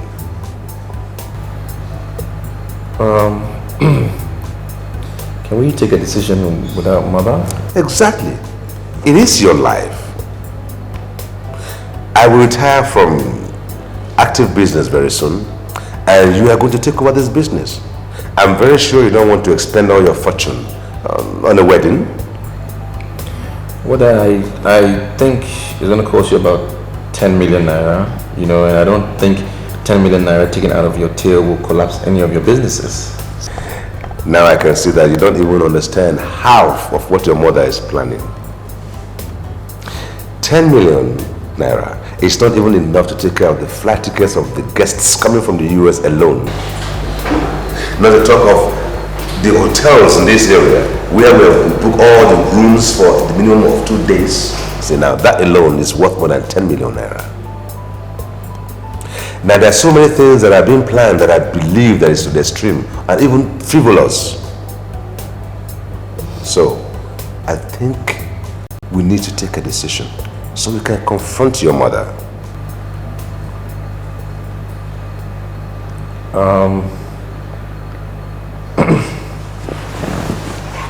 Well,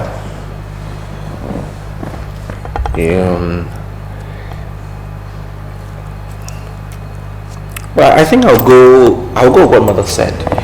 It's a better option for me because, she's looking out for the family's reputation and so am I. So I like that option better. I will go with what mom said. What a shame. I am disappointed. I am really disappointed in you.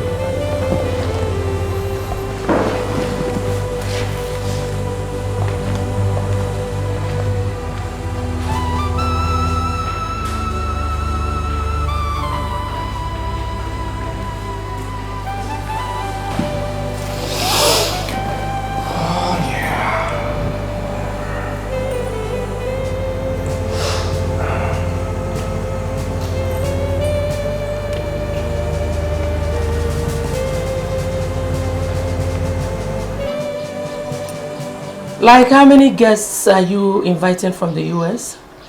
Mother said we're having a moderate wedding, so we're not inviting anyone from the States. Cindy, we are not planning a moderate wedding. The daughter of Senator Dabo is getting married to the first son of Chief Umejesi. So we are really prepared. Let the woman from Ozalono not reduce the event to a mere charade. Yes, ma'am. Are you saying that I should call everyone from our neighborhood in the States? Sweetheart, don't just invite people from your neighborhood, but also people from your alma mater. Tell them that you're getting married to the first son of a multi-millionaire. A man that has a surname.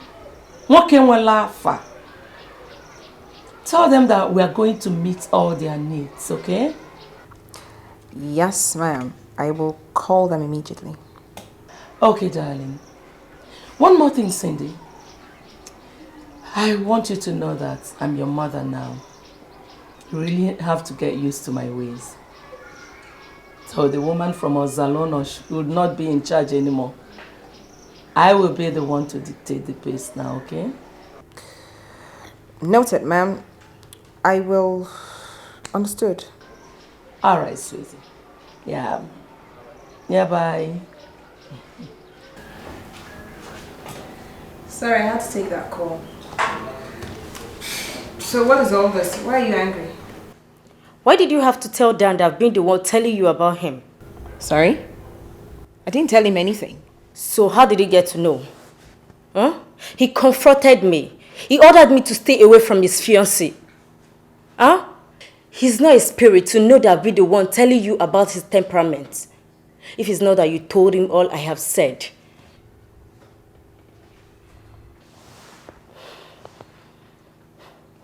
Juliet, you should believe me. I did not say anything to him. But he probably just psyched you. And you caved in. And you're my only friend, so who else would he go to? I don't know why you just be behaving like this. After all, when people talk, they should stand by what they say. Beg, I'm getting married and that's what matters.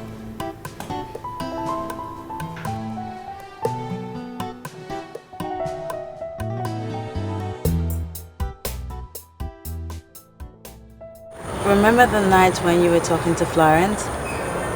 And she had a problem and you were advising her? And that was the moment I realized that I needed to have you in my life. I wanted you in my life.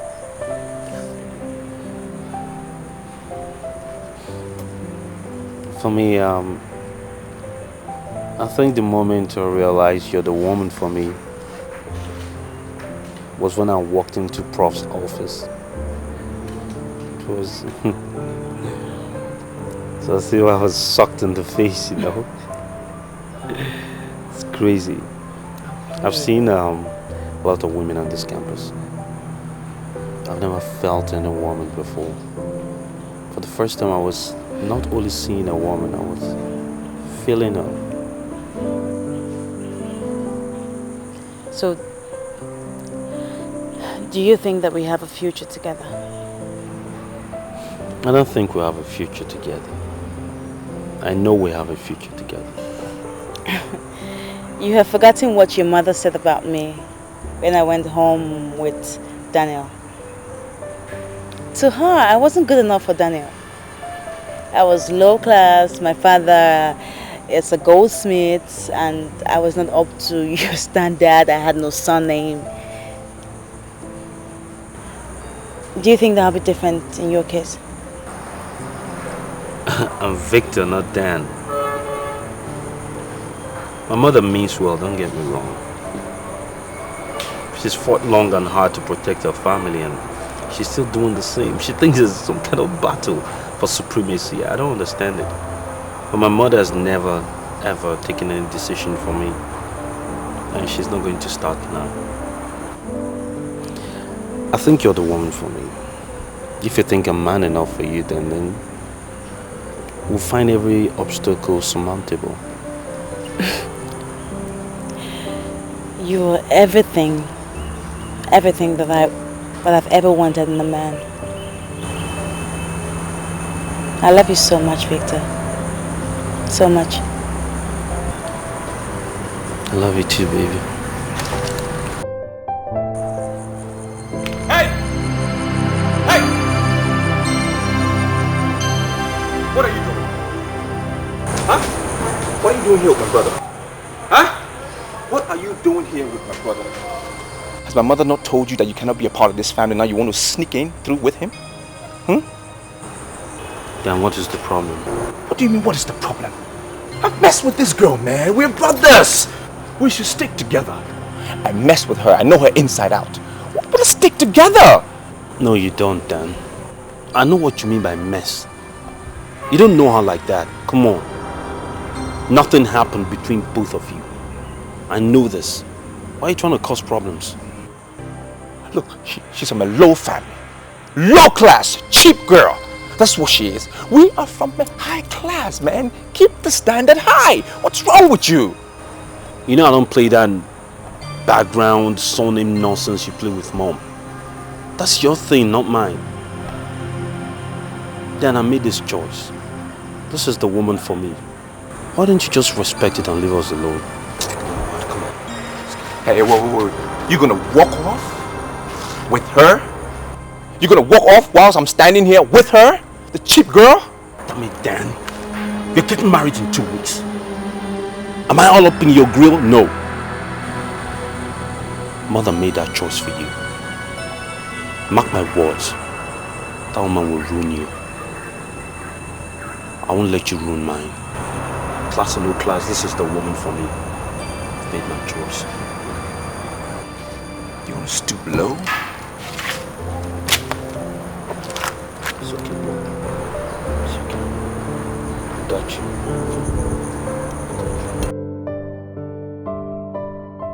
I'm disappointed. Yeah. I'm disappointed in you. Very disappointed in you. What have I done? It's okay, baby. Don't worry. Okay, she got you. So, are you saying that Daniel is getting married in some few weeks? In 2 weeks. It's my brother, baby, I know. And here's the crazy thing. They want my dad to spend 14 million on the wedding. My old man called me last night, he was freaking out. I'm telling you, I don't think he's going to do it. I'm sorry, but what kind of wedding does he want to have with 40 million naira? State carnival. That is so like Dan and my mom. I see. Listen, let's don't talk about that. Let's talk about us. Okay? I want you to go to bed tonight. I remember there's a man hopelessly, uselessly, carelessly in love with you. Okay.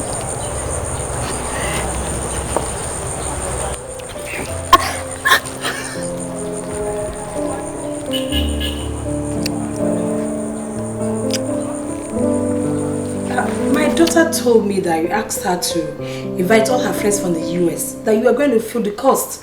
I don't understand. What don't you understand there? Or are you scared we would ask you to contribute some money? Not exactly. We are prepared for this wedding. But it's just that what my daughter told me, our budget is far below it. Mrs. Odogo, I don't want to shout. What is your budget? Anyway, we have talked to 3 different caterers and they gave me a budget of 5 million naira, which of course my husband sees as a tidy sum, and he has already issued a check on it. Well, let him keep the check. If the Dogu family is not ready to lavish money on their daughter's wedding, let them stay out of it. The Umejesi family are ready, very ready to organize a lavish wedding for their son. But my in-law, I mean, why would you want to spend all that money on a wedding? Is it not better that we invest this money on the future of the children? No matter how much money you spend on a wedding, people are due to forget with time. Moreover, people hardly spend money carelessly these days. Well, Mrs. Odogo, it's okay. It's okay. Just prepare your daughter and leave the rest to us, okay? I know that the fear of EFCC is the beginning of wisdom for people in government. But we are not in government. And we are not afraid of anybody. Just prepare yourself to be my in-law, okay? And I promise you it's going to be very rosy all the way. Please come and see me off. By the way, you have a beautiful dress here. Oh, thank you.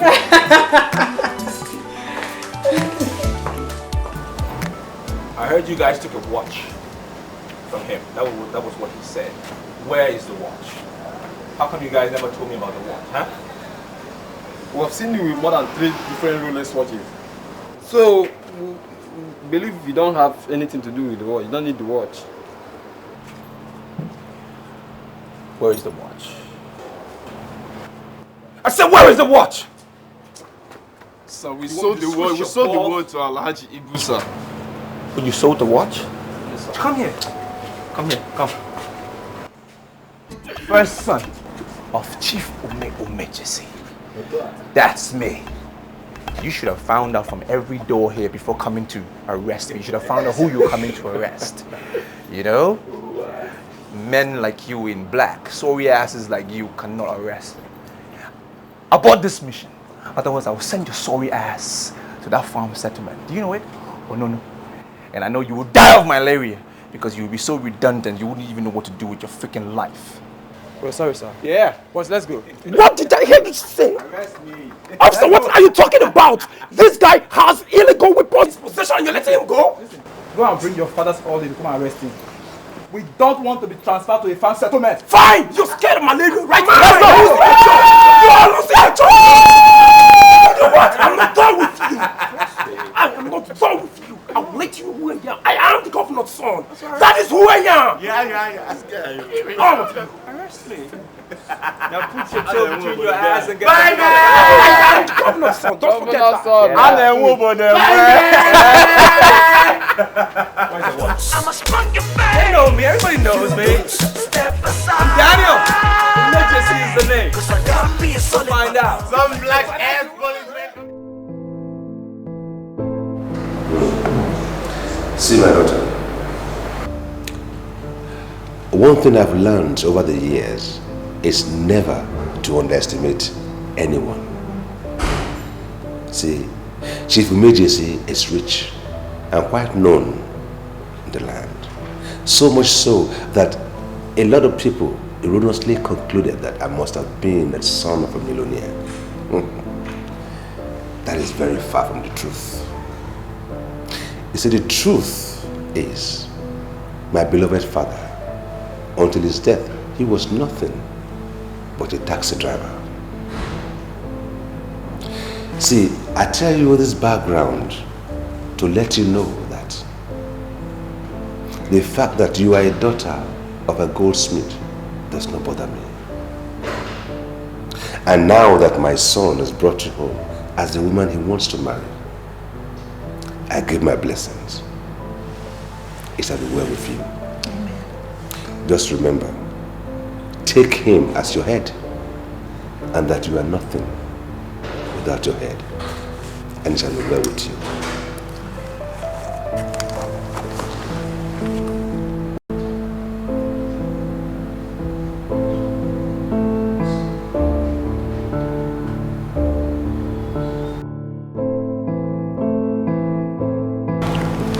Son,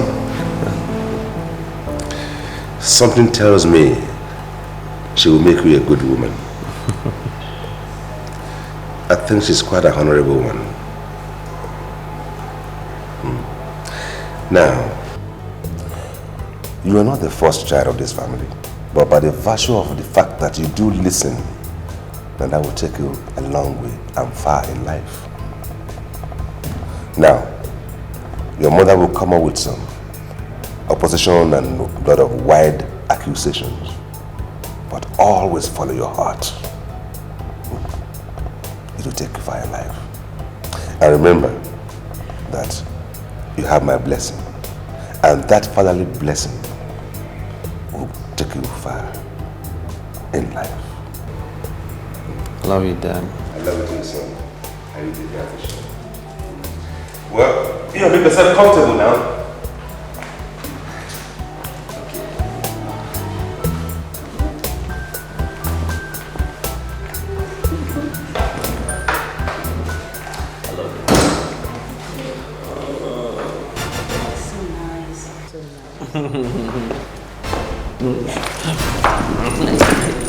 Good afternoon. What are you still? Oh, Mom.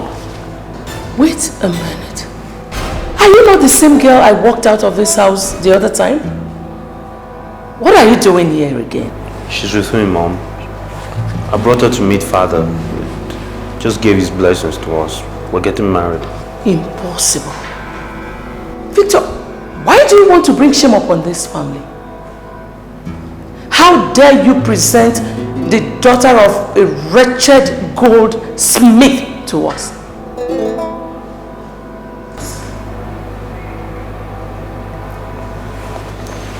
Mom, Chief Umejesi is my father. The man of this house. And he's giving us his blessing. The lady of this house cannot turn us down. I'll marry her regardless, whatever you say. And you?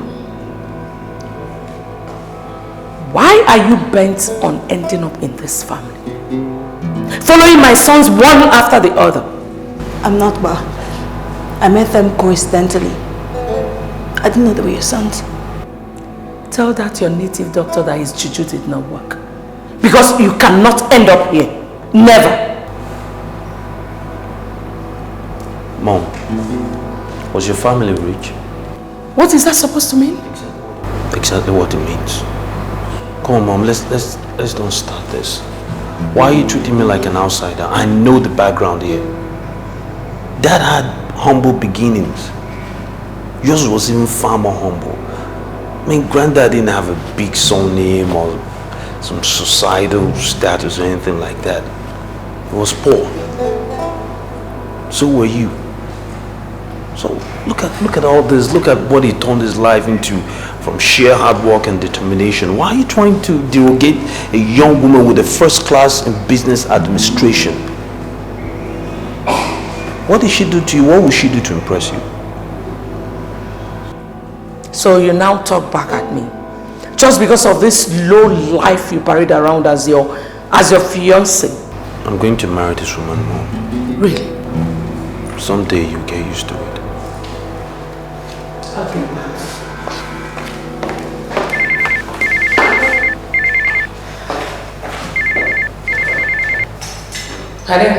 Madam Shaw, what is going on? Are you people no longer preparing for this wedding? Oh, Mrs. Alona, says who we are. We are prepared, almost done. In that case, I want you to come over to my office now. It's very important. What's the problem? Talk to me.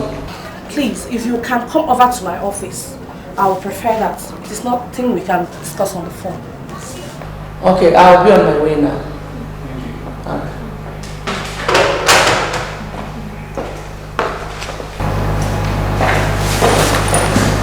I don't ever want to meet you here by the time I get back. Mother, she's going to be here for a very, very long time. Please get used to it. We'll see about that.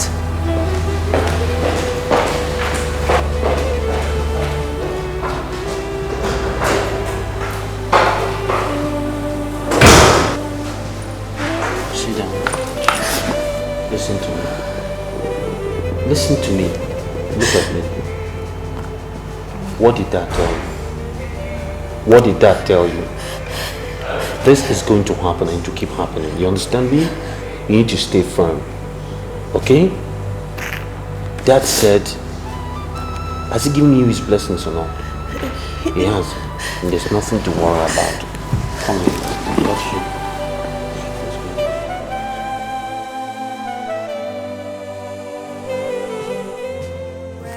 Seeking the way out, seeking the easy way out. Did you ever have to stop? What's wrong, love? You okay? Come on, talk to me. What's the problem? Come on. Is it true you got arrested in school? That. It's spread like that? Spread wide. Well, there's nothing to worry about. You see, there's just this Paulson boy, you know, the son of the outgoing governor. I just wanted to prove a point. He got the police to intimidate me, and I made my point known to each and everyone present that my dad happens to be one of the few men that own this state. I made my point. Case rested, you know? Nothing to worry about. All right, chuck that, right? I think your father is not as excited about me as your mom. Why would my dad not be excited when he's spending so much money on the wedding preparation? Why would you say he's not happy? Of course he'll spend any amount of money he can. It's his money. He's a millionaire and you're his son. You shouldn't be saying that about my dad. Come on, let's go. Where? To confront him. That is what I want to do. Waitress! I don't think that's necessary. We mustn't confront him. If there's anything I want to do right now, like now, is to confront my dad. How much is it? 1,002. 1,002. There you go. Come on, let's go. Mr. The money is in excess. Come on, it's all right. Did you ever have to stop to notice that this world is not your property? Did you ever have to stop to notice that you never always have it just your way? Miss Solana, I'm not getting you at all. What are you saying? Madam Shaw, I am as stunned as you are. My account officer called me and told me he cancelled all the checks. What? And for the fact that you were the person that gave me this contract in the first place, I decided to call you. I suggest you go home and find out from your husband why he had to cancel all the checks. This is crazy. I mean, why would he cancel all the checks? Doesn't he want the wedding or what? And who am I to ask the almighty chief Umejesi why he cancelled his checks? Like I said, I was told and I decided to call. Well, Mrs. Solana, can you still continue with the arrangement while I go home and sort things out, please? Well, the sum of 1 million naira that you give to me have been spent on logistics. I need money to continue. If I must have. Okay. Just do whatever you can. Let me just go home, sort things out and meet you here first thing tomorrow morning, please. Okay? It's okay. Okay, thank you. Okay, yes. have a good day. You too. And where is this girl? Neka.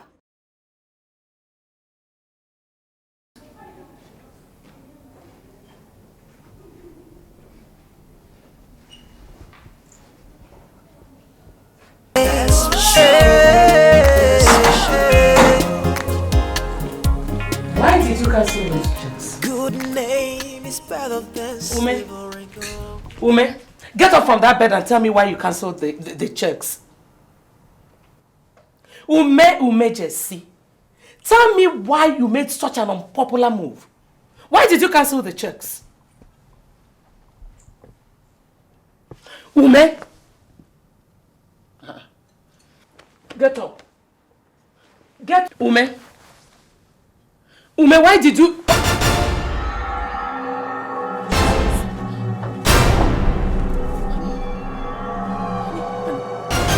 Honey, what are you doing? Get up. I don't want the wedding anymore. Get up.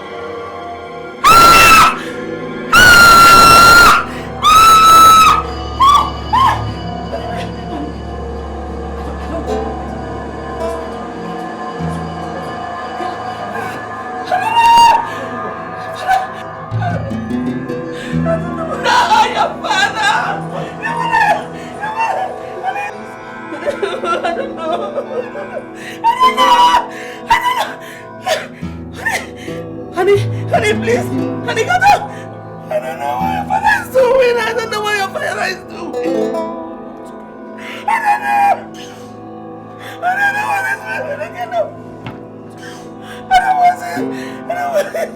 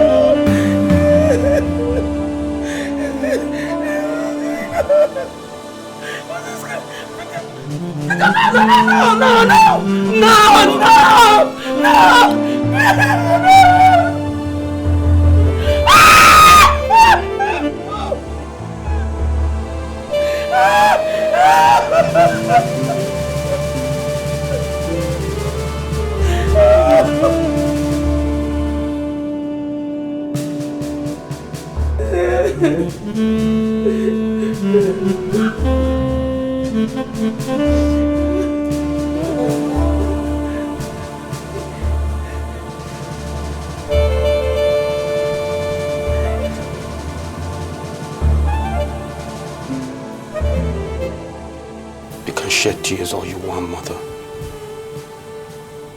But I know you pushed him to his grave.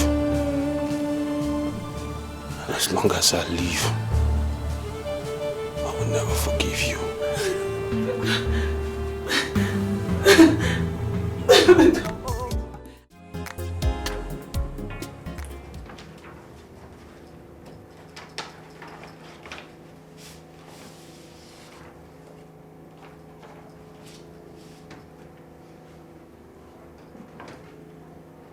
This is the last will and testament of Chief Umejesi of Umez village in Enugu, Njikoka local government area of Anambra State of Nigeria, made this 17th day of June 2009.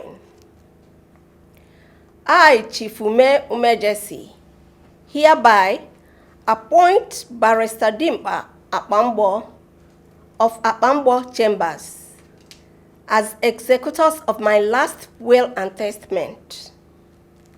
I, Chief Umejesi, hereby give a legacy gift of my company, Umbrella Group of Companies, with its assets and liabilities, to my son, Victor Umejesi Esquire. He is to take over as the President and Chief Executive Officer of the company. I, Chief Umejesi, hereby give a legacy gift of my company, Umejesi Oil and Gas Limited, with its assets and liabilities, to my son, Daniel Umejesi Esquire. He is to take over as the President and Chief Executive Officer of the company, I, Chief Umejesi, hereby order that a compulsory sum of 1 million naira monthly be paid from the account of Umbrella Group of Companies to my widow, Chief Mrs. Shaw Umejesi. This monthly payment must continue until she joins me.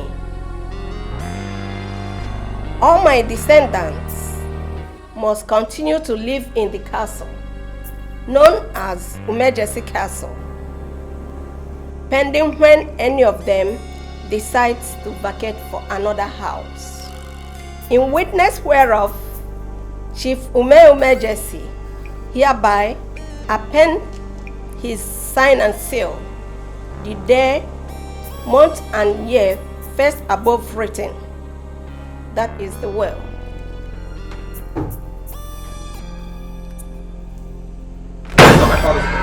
Order! It can never be my father's will. I won't accept it. It's not his will.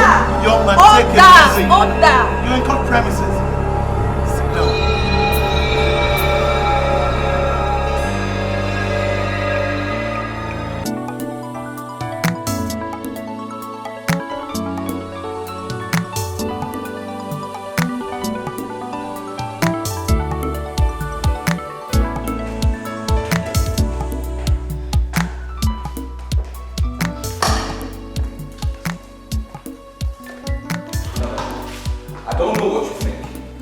Challenge every single line in that nonsense they read as my father's will. I'm going to prove to everybody that it is nonsense and I am the firstborn of this family and I deserve to have the family's first business. Vicker was playing games on me. Yes, he is. And I want to show him and every other person that I'm the firstborn of this family and I deserve the family's first business. Daniel, I don't know how you're going to challenge him, but please, do not take it to the extreme. I don't want to lose any of my sons. Son? You call Victor a son? Well, I don't call him this. I won't call him that. He's nothing but an intruder. That is what it is. And I'm going to prove to him and every other person that I am the firstborn. And I will get what I want. Watch me. I should have let him have his way. I guess I pushed him too hard. And now I'm regretting everything. Sorry. It'll be okay.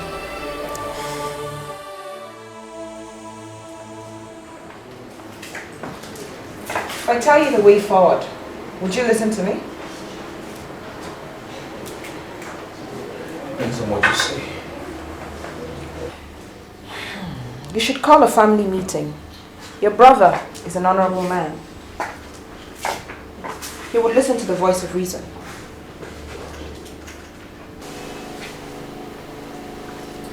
Cindy, I'm the firstborn of this family. Do you agree that I should be entitled to everything?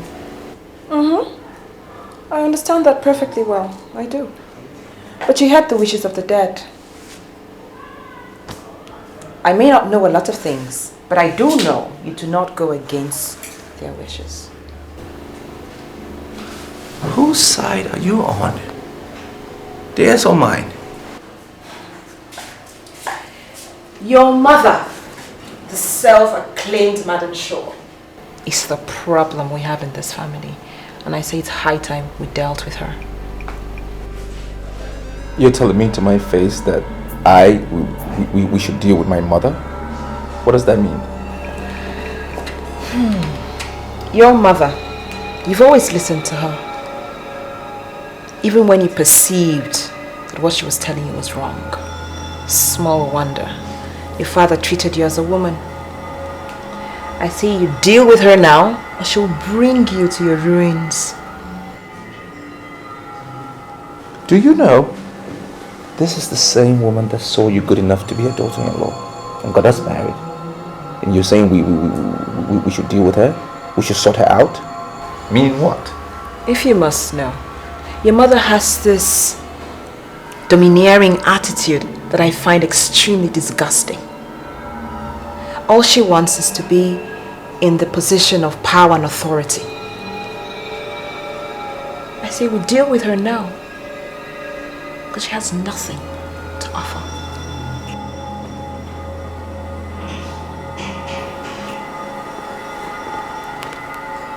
I'm on the inside, I know. I see it all the time.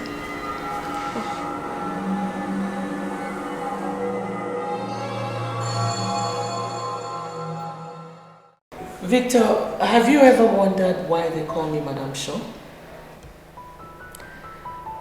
They call me Madame Shaw because I'm always sure. I don't make mistakes. The low-life girl you married against my wish is the problem we're having in this family. And if you want peace to reign, you must send her back in. You know,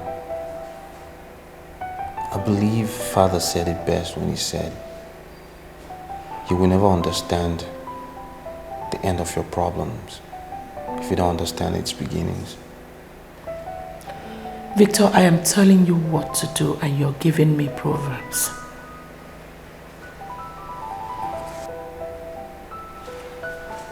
Father blessed my union with all his heart, and he charged me to look after that young woman as long as I live.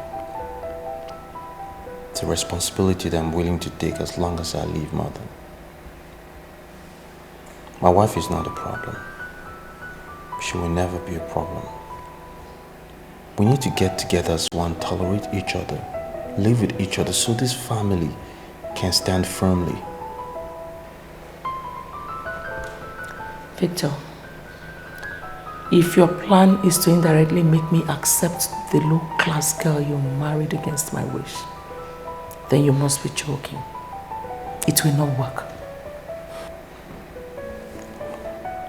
What exactly did my wife do wrong?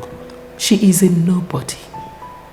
She has no foundation, no track record. She cannot be entrusted with anything in this family. And yet, Father called this nobody a noble woman. A noble woman, Mom. That's what Father called her. And she was the last person he blessed before he passed on. That is not my business. Victor, are you aware that I pushed your father to greatness? When I see people who are destined for greatness, I know.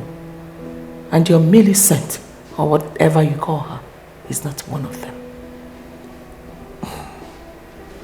Yet Millicent shares similar background to yours, Mother. It's true. Your background with hers is very akin. And yet single-handedly, you turned around the fortunes of your family to its present greatness. I believe in Millicent. I believe she can do the same. Mother, she braved all odds, poverty, degradation, mental and physical abuse to make a first class in business administration.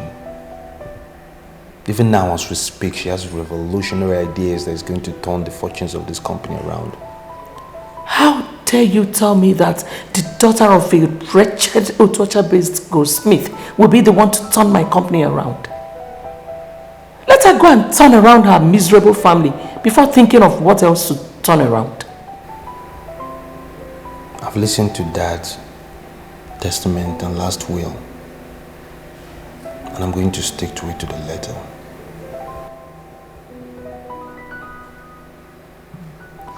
I'm afraid I must run, Mother. I have an appointment with Millicent.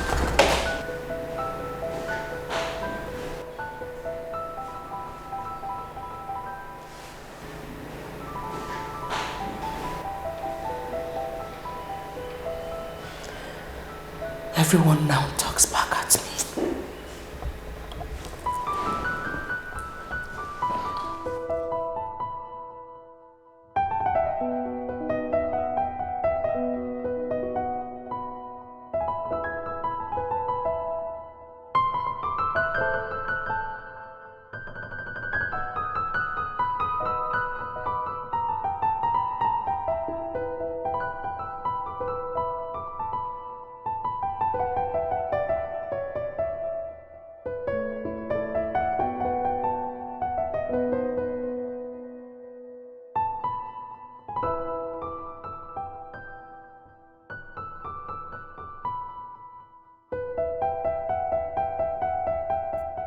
Cindy, there's something I want you to understand.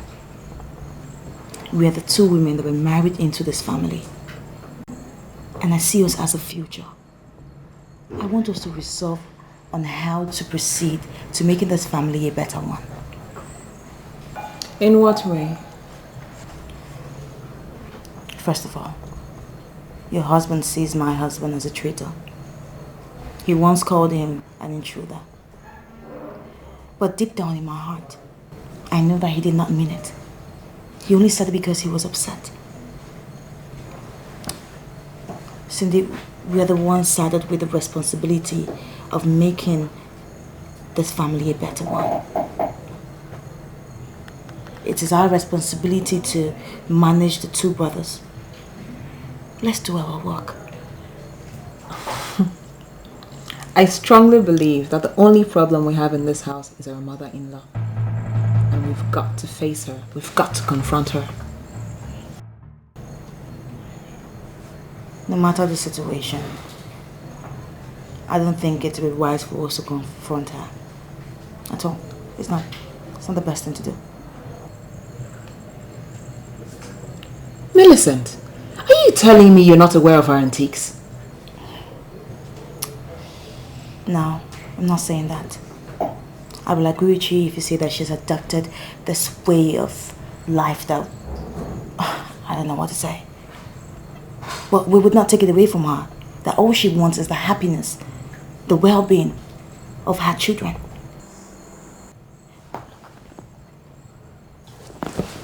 What we have to do is to make her see that we are completely committed to the happiness and the success of our husbands.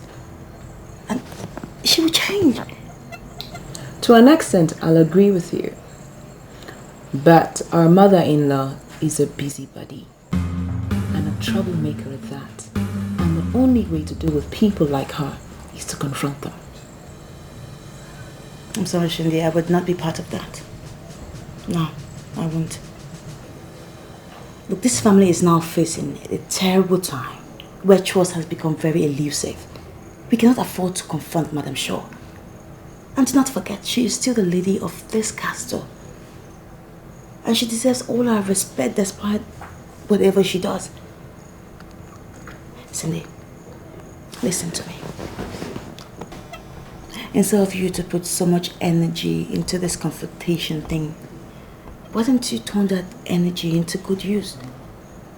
Why don't you bring out the virtue woman that you were supposed to be and make this family a better one? We can join hands together and we can make it perfect. Very well then. I appreciate your sincere concern, but I do know what to do.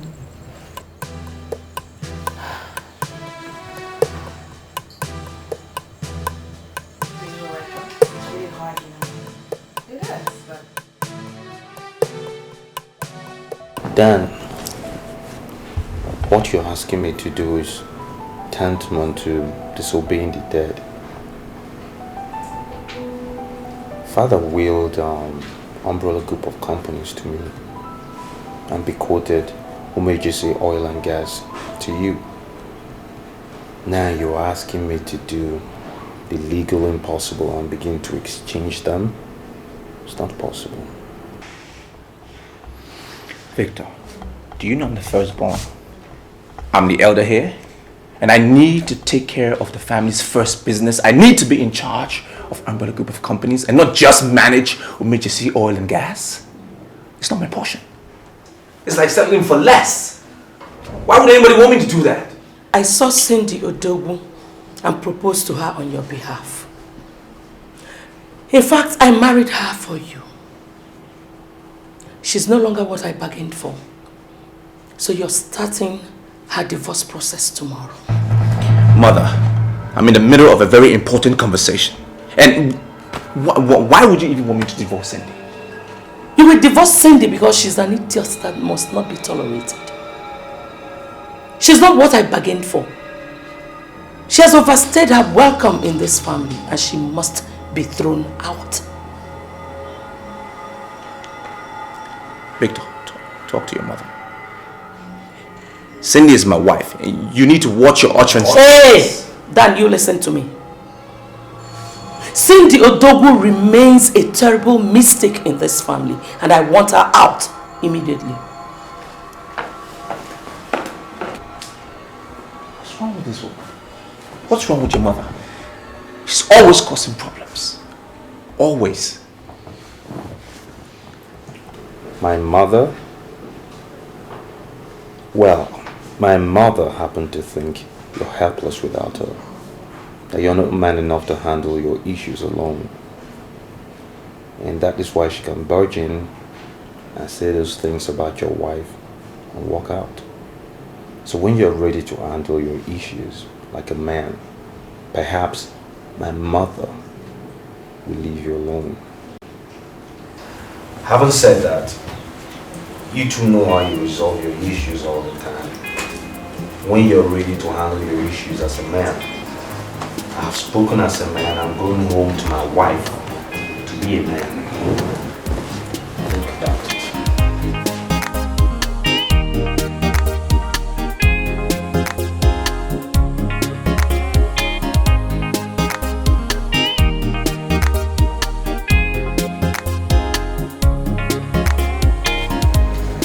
Good evening.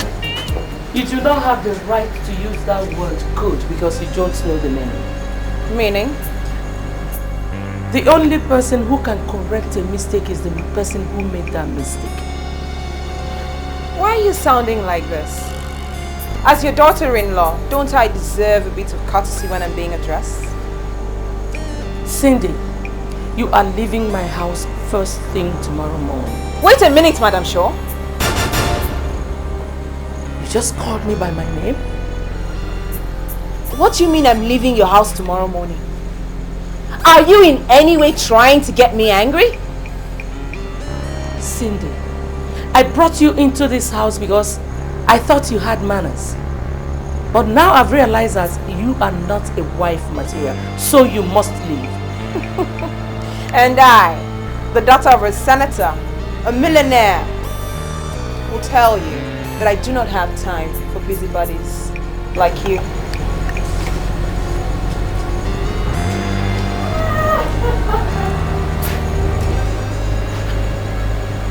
Cindy just called me a busybody to my face.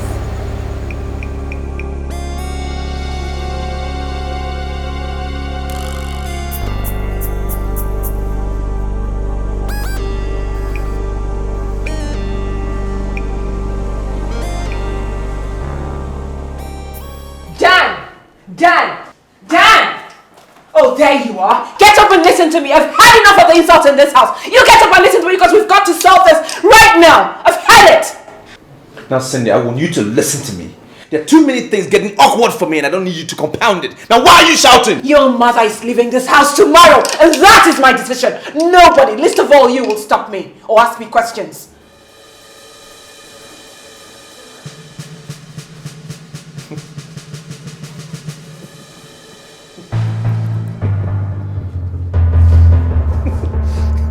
You want my mother, Madam Shaw, to leave the famous Umejesi family house because of you? You crazy? She pulled the trigger first and I'm going to show her that I am the daughter of a senator. Life's so unpredictable.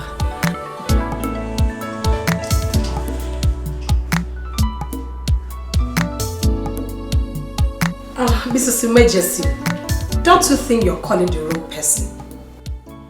By the way, you are the one that said that I'm a local woman from Ozaluno.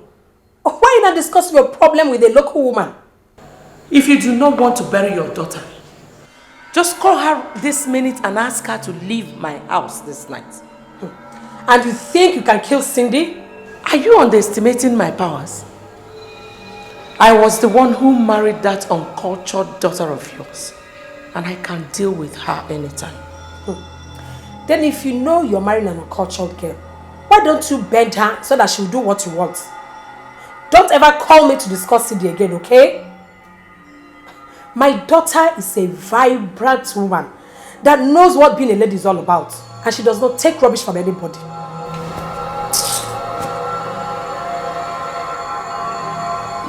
Is this a conspiracy or what?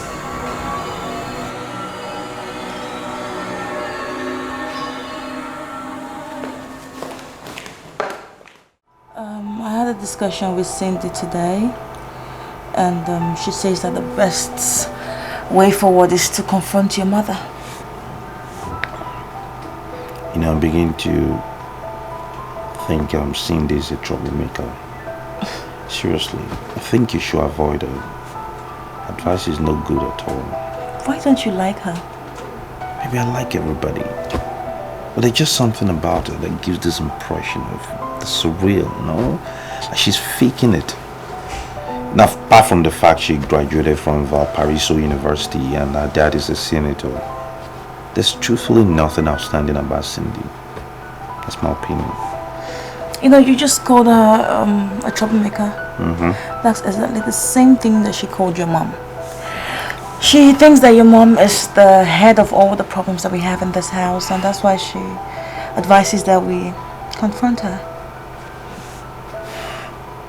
And what did you tell her that got that kind of reply? Nothing. I just told her that I was not going to be part of any confrontation, that your mother deserves all our respect, and that's what I'm going to give to her. And her response? She said I was entitled to my own opinions and that she knows what to do. Baby, listen. First and foremost, confrontation does not solve a problem. It compounds it. Okay? Yeah. That's just not how to. We dialogue. We're civil people. We don't confront. There's no point for it.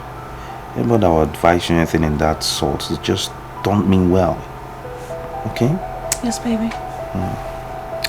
It's my girl.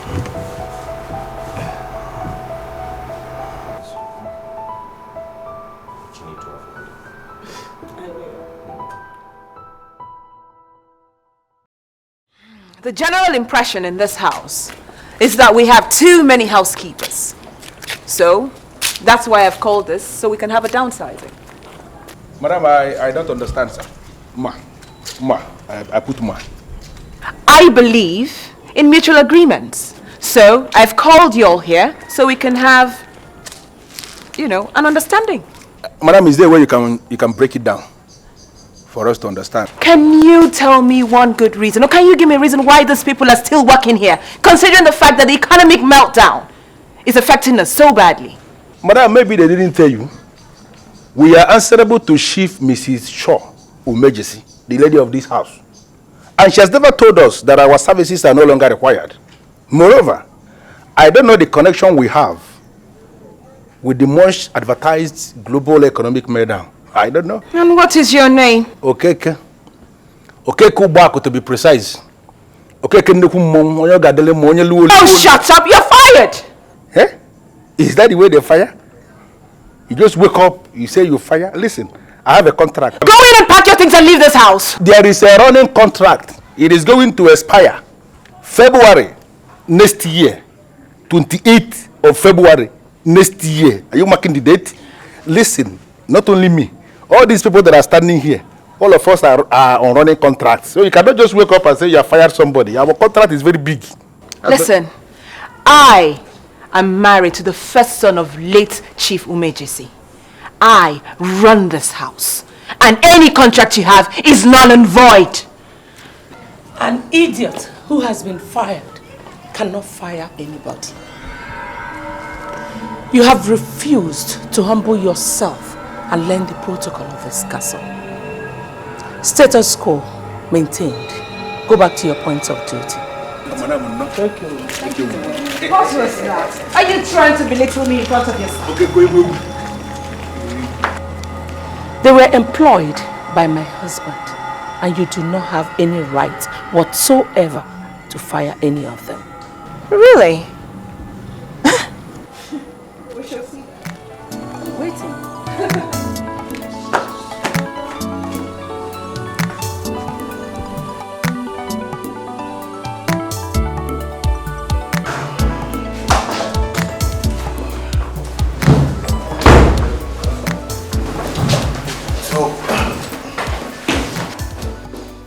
So that's all he's saying. Ask for any amount you want. I just want to be in charge of an umbrella group of companies. That's all I ask. I don't care about the money. All I care about is the law. You cannot take over umbrella group of companies because it's been willed to your brother. Umejesi oil and gas you inherited is worth more than ₦1 billion. I don't know why you're not content with that. I'm not content because it is not the family's first business. It is not our main business. I am the first son, and I deserve to be in charge of the family's first business. That's what I want. You're talking tradition here. And the will that my client bequeathed to his successors in title lays no credence to tradition. Lomi, your father had always believed you listened to everything your mother said. And that was why umbrella group of companies wasn't willed to you. I'm sorry, Mr. Barrister. But I can assure you that if I don't get charge of umbrella group of companies, there will be war in this family. I have a mandate of my client to protect his family and his company. And Dan, I'm not comfortable with that. Well, then figure out how to get me what I want. Because I want what I want. Get my brother to be in charge of Umejesi oil and gas. I am the first son. I want to be the one to sit in his chair. I'm actually negotiating with a company in France to come in and partner with you in Umejesi oil and gas industries. I am not interested in any partnership, my friend. I am not. Just tell me what you want. Any amount. And I will pay it. I have the money. There's nothing you will pay me that will compete with what your father has paid me already. And listen, I'm a credible lawyer in this country. And I cannot dance to the gallery, okay? Good afternoon.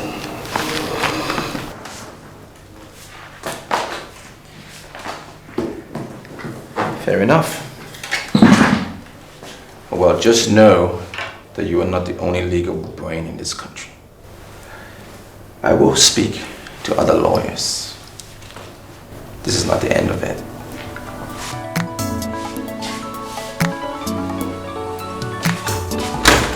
You haven't seen the last of me yet.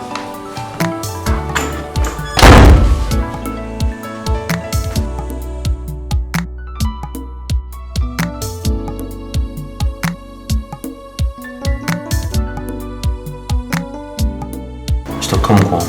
So, I called you here to acknowledge as well as extend the degree of trust my father had for you. You worked for my father for several years, and not one day did he have one word of complaint about you. That's true, sir. I'm impressed with that.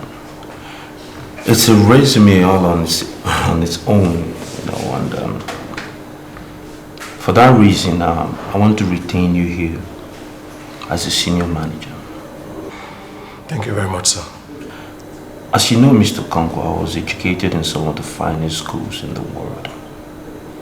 I have 2 MBAs, business administration. My wife has got a first class in business administration, but all this is nothing to the real day-to-day field work of the job. I want to amalgamate efforts with you. I want you to grant me access to all the physical information you have about the day-to-day run of this conglomerate. I want us to see things the way they are. I don't want a superior subordinate relationship. I don't want you to see it as a takeover of sorts. Rather, I'm here to complement what you've built here as a structure and to take it to the next level. You understand? It's okay. So for that reason, Mr. Konko, please excuse me. This will not take a moment. Yeah, this is a barrister Abambo speaking. Yeah, your brother is interested in your position and you have to be very careful. I'm by no means naive, sir. I know what's going on. I'm trading with a great deal of caution. He just left my office and he dropped some words that gave him out as being dangerous. I just called to keep you posted and I'm wondering if we could see in the evening. Of course, where? I'd say the VIP club and spas. 7:30. Will it be okay with you? Okay then. I'll see you, sir. Have a nice day. I'm always at your service, sir. Yes. Happy to know I too are yours. Thank you so much. That this world is not your property. Did you ever have to stop to notice that you never always? I know where the problem started, and I'm going to end it. Is there any problem, ma? That's the way it is. Okay, where is that idiot that said she fired you? I saw her leave. I don't know where she was going, ma. And where is Millicent? She should be in her wing, ma. Call her for me. Okay. Please. Don't tell her as if it's an order. Tell her to see me when it's convenient for her.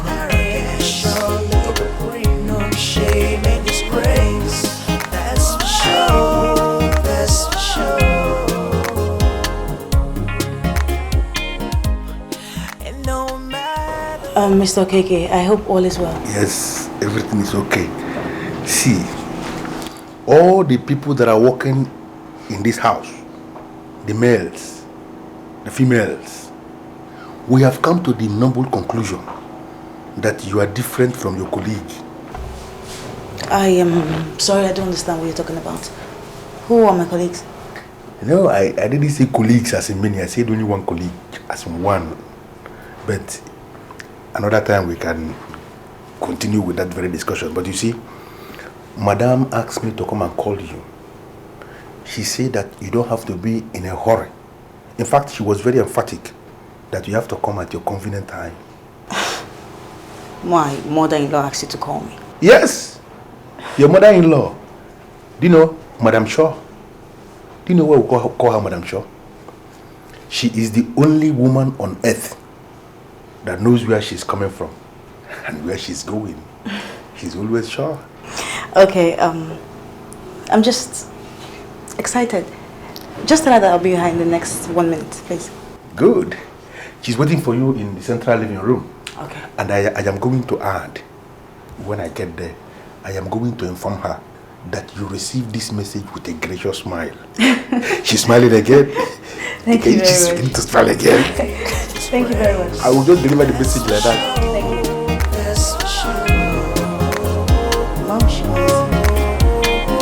Good name is better than silver and gold. Oh, better than silver and good name is better than silver and gold. When it's built on pride and arrogance, surely bring no shame and disgrace. Yes,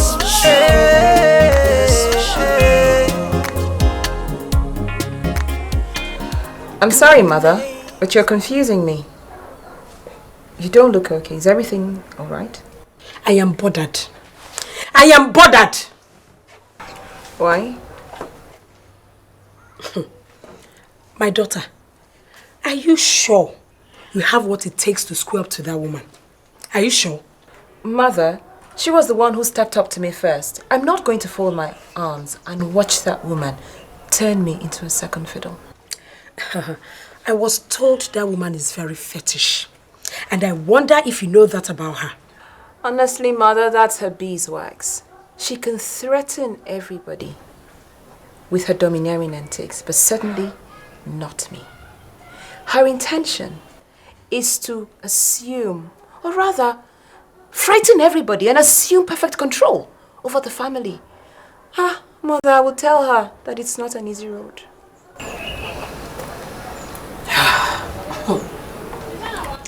Anyway, I called your father last night and he said he's going to come back next week. Oh, Mother, I hope you haven't told Father about Madame Shaw, because she's certainly not a topic for discourse. I will put her in her place. My daughter, thread carefully with Madame Shaw. I beg you, Biko, thread carefully. Worry too much. You worry too much, Mom.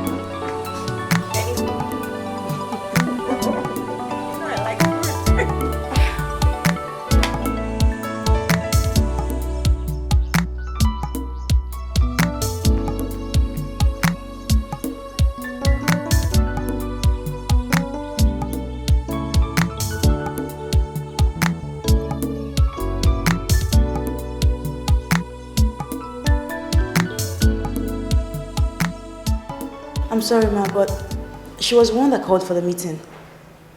She virtually said everything. I didn't know that it was a wrong thing for me to have gone there. I'm sorry. Why would you attend a secret meeting in this house?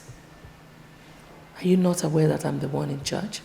I'm sorry, Mom, but I did not go there to spite you. As a matter of fact, I did not even see it as a meeting. Cindy called me and asked me to meet her in the waiting room, which I did.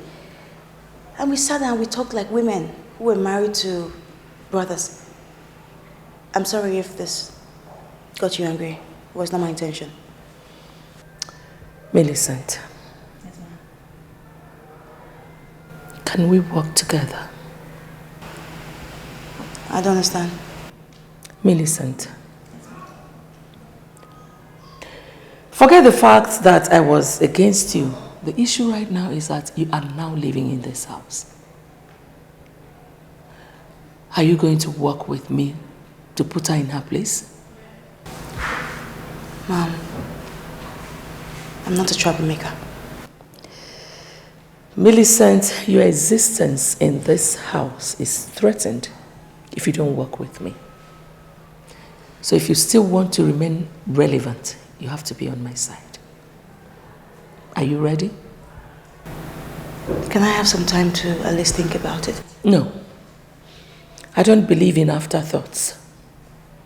Everything that makes up Millicent Okoye is standing right here before me. So, are you ready to work with me? I don't have any problem with Cindy. What are you saying in essence? Mom, in essence, what I'm trying to say is that whatever differences that we're having in this family can never be solved with confrontation. We can handle it maturely and amicably. Confrontation will only worsen everything. It will only drive us apart. It won't be the best for the family. Get out.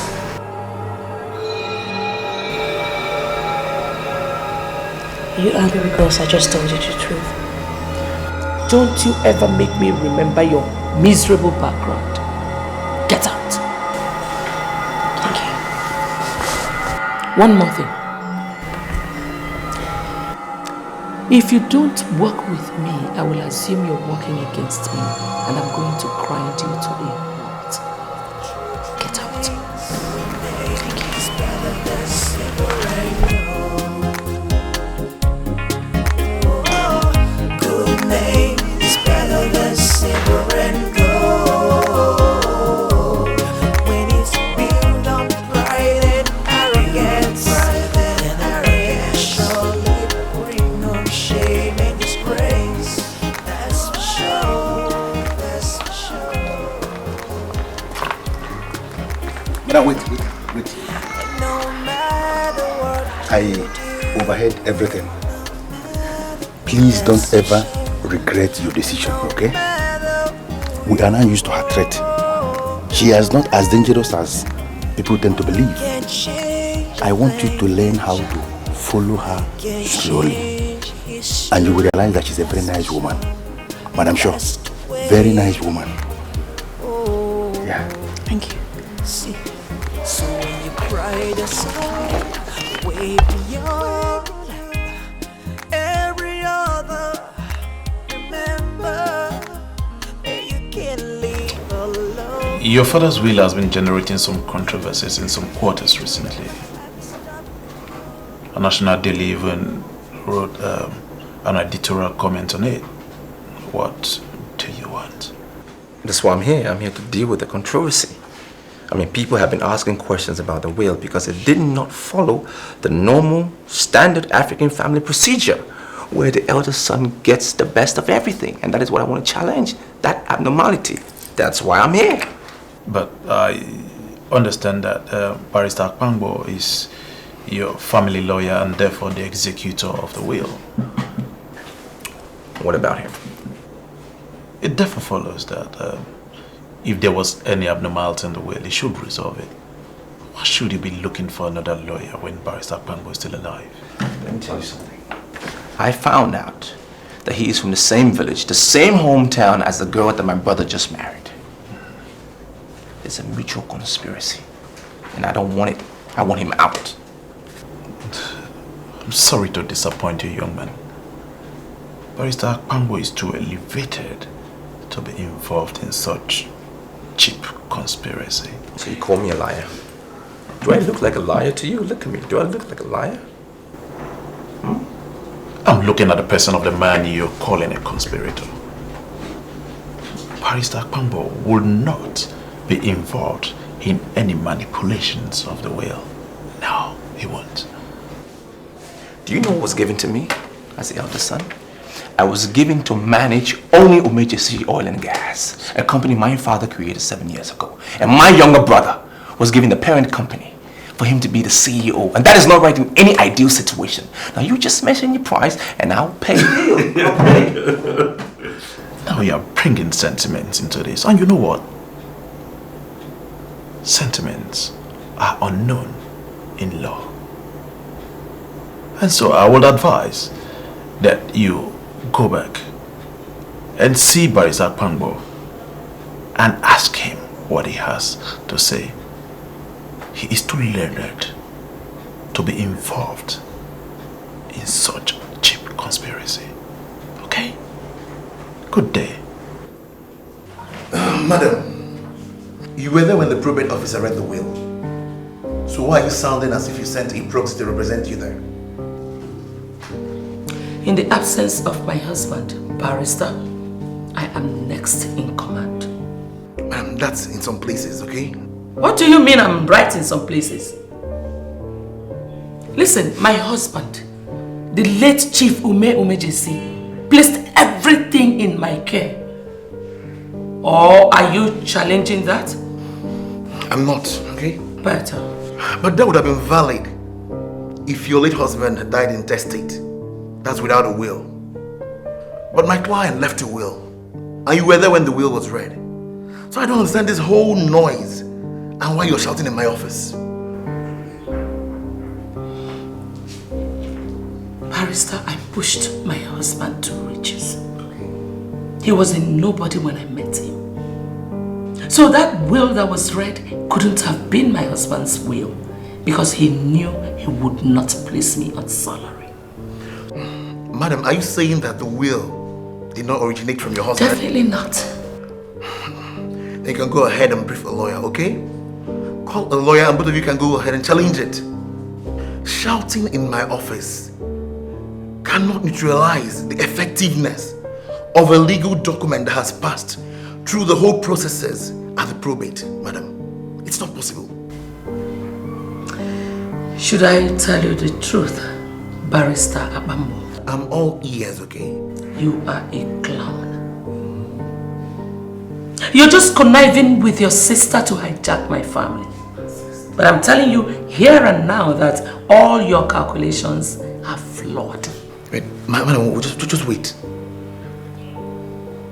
I'm sorry, but who are you calling my sister? You are such an idiot to ask me such rubbish.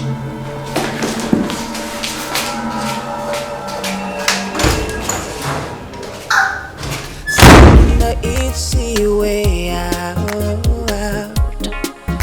Did you ever have to stop to notice that this world is not your property? Did you ever have to stop to notice that you never always have it just your way? There will always be twists and turns.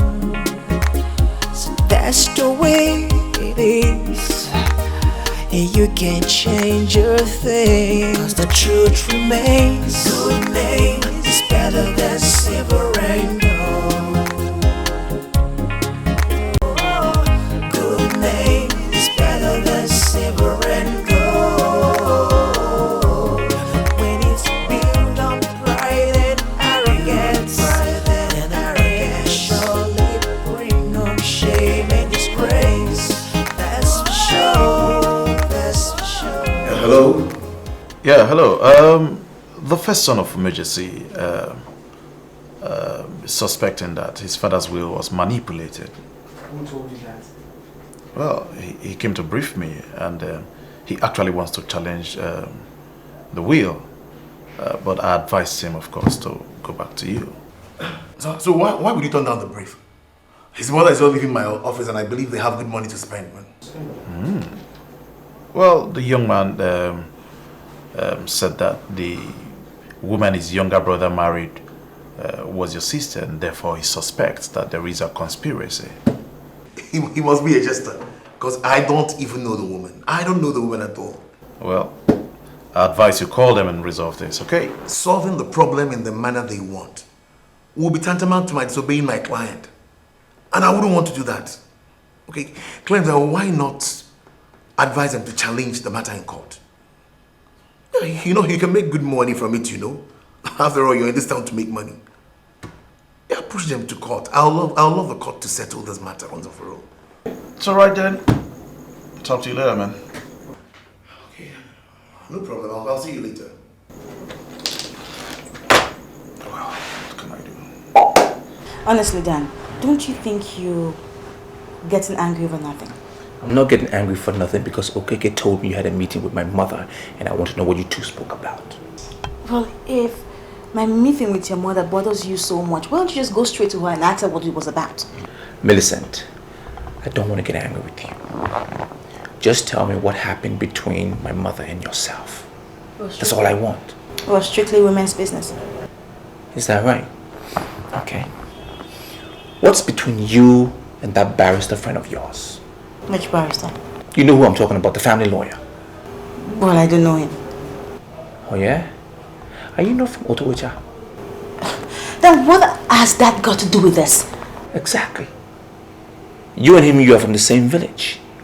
And you've conspired to hijack this family. But I can put it to your face, you will not succeed. You will not succeed. Then why are you accusing me for nothing? I told you I do not know who this barrister is. And I have no intention of putting this family through anything bad. I don't. So please stop accusing me. Right. There's only one way to prove it. I need you to tell your husband to take over the management of Umejesi Oil and Gas. And I want to sit on my father's seat. I am the first child. I deserve to be the head of umbrella group of companies. That's all I'm telling you. And that's the only way you can prove to me that you have nothing to do with the barrister. Yes? Have you discussed it with him before?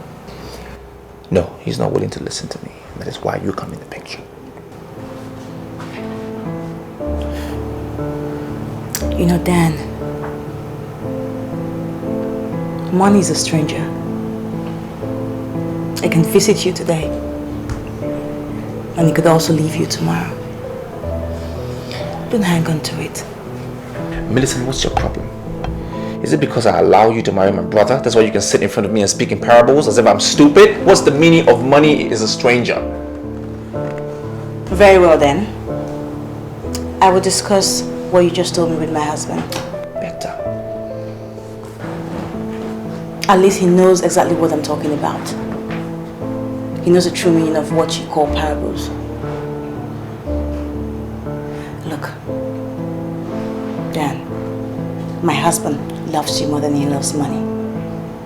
I'm very sure he would give in to your offer. Whatever.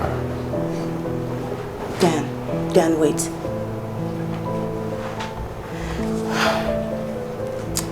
See, before your father died, he laid his hands on me and he called me a noble woman. It's such a pity that he's not alive today for me to prove that to him. All I'm trying to let you know, Dan, is that I owe this family a lot. So as you leave, have it at the back of your mind that I can die for this family. Good night, Millicent. Good night.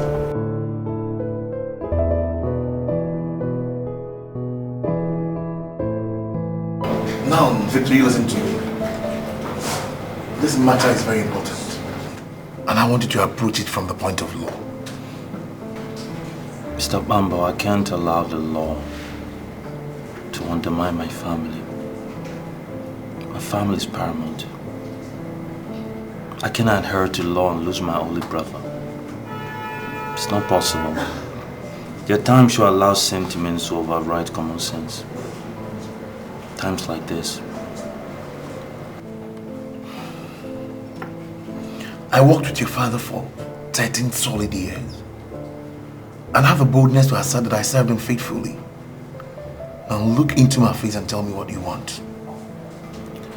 The togetherness of my family. It's always taking precedence in our lives. I can't allow us to break up now. I'd rather give my brother and brother group of companies. I want you to arrange the meeting between myself and the investors from France. Then I'll take over the management of Umejesi Oil and Gas. I'm sorry, I can't do that. I can't do it. I have thorough instructions from your late father. And I cannot go contrary to it. I cannot do that. I'm sorry, Victor. I cannot. Well, it's a good argument, sir, but look at it from this point of view. We're the ones that are alive. With the deepest of respects, my father's dead. We manage the crisis of today. And there's an economic, approach to things now. My father's always trained me to go every step ahead of things, to be abreast of matters. This matter is to be handled by the living, not the dead. So are you saying you're going to disobey your father? I'd rather my family stay together and I still maintain his paramount than breaking them apart because of small demands like where we should be and where we shouldn't be. I appreciate what you're saying, but I have to protect the legacy of my client. That's all. Mr. Bambo, the greatest legacy my father left behind is his family. If we lose that legacy, then there's no company to manage eventually. That's true, okay, that's true. I'll go back and think over it, okay? Just finish up your drink. Now let's go.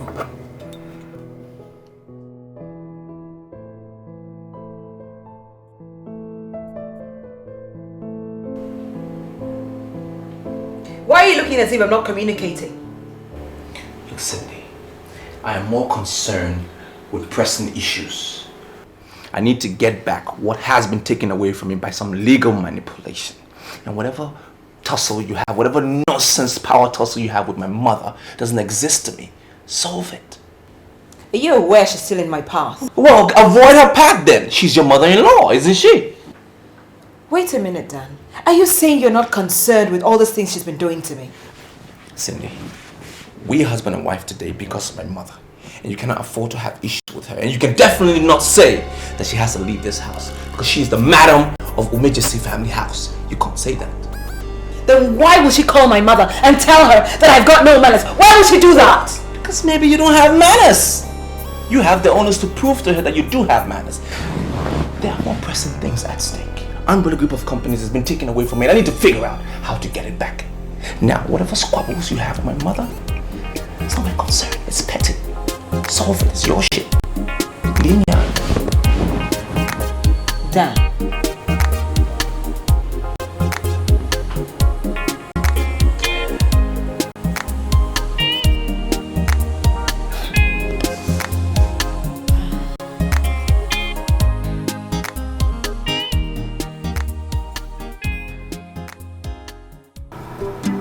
The lawyer said I cannot legally hand the company over to my brother. There'll be total chaos in the family if I don't give him that company. I know. You see, baby, I'm more concerned about your father. What he was thinking about when he wrote that will. I'm very sure there's a reason why he did not give your brother that company. Rather, he gave it to you. You're right, baby. You know, I've often prided myself on the fact that I know how Dad thinks. We're men that are very much alike, you know. I've always been close to him got a basic training of business from him. Went to the right schools. Tutored myself, you know. And he thinks that I think like a man. My brother, on the other hand, is often aligned himself with my mother, so naturally my father wanted a leader that thinks like a man. I think that's the chief reason he willed it to me. Well. So you don't think that your decision is going to anger your father even in his grave? Baby, I think crisis management is handled by the living and not the dead. Circumstances change. My father understands and he expects me to change with the circumstances. There'll be total anarchy in that family if I don't give my brother the company. Trust me. Besides, Umejesi Oil and Gas, it's a great entity. And I think I have the training and the right instincts to stir it to prominence. I just want you to trust me.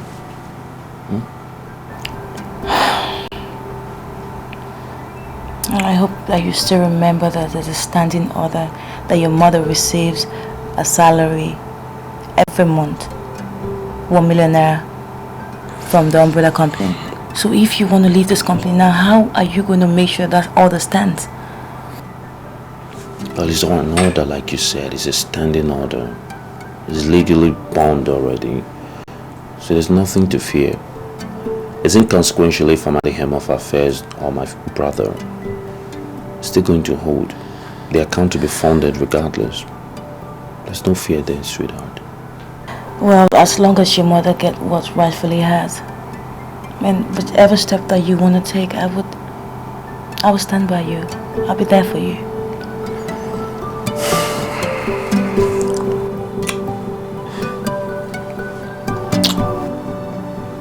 You're an angel, you know that? And I love you very much. I love you too. I like it when you say that.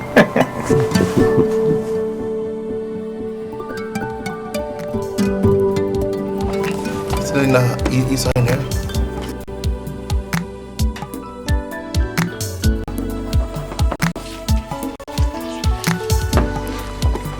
Yeah, thank you.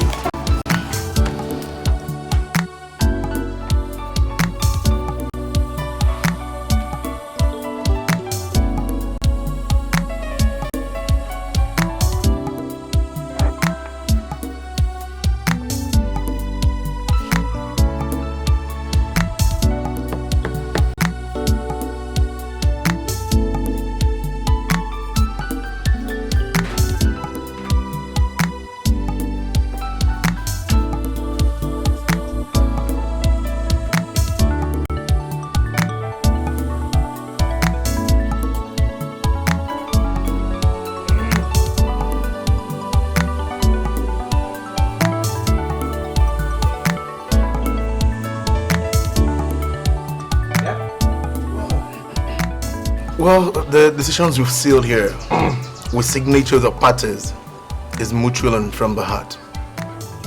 Nobody was cajoled into doing anything. In my capacity as the chief representative of the executors of the last will and testament of late Chief Umejesi, I hereby declare that Mr. Daniel Umejesi, the first son of late Chief Umejesi, is the owner of Umbrella Group of Companies. But further down, I declare that Mr. Victor Umejesi is the owner of Umejesi Oil and Gas Limited. The status quo as regards the disbursement of funds is still maintained. Oh, thank you, ladies and gentlemen. In my capacity as a rep of executors of the last will and testament of Chief Umejesi, I think we'll call it a deal. Yeah!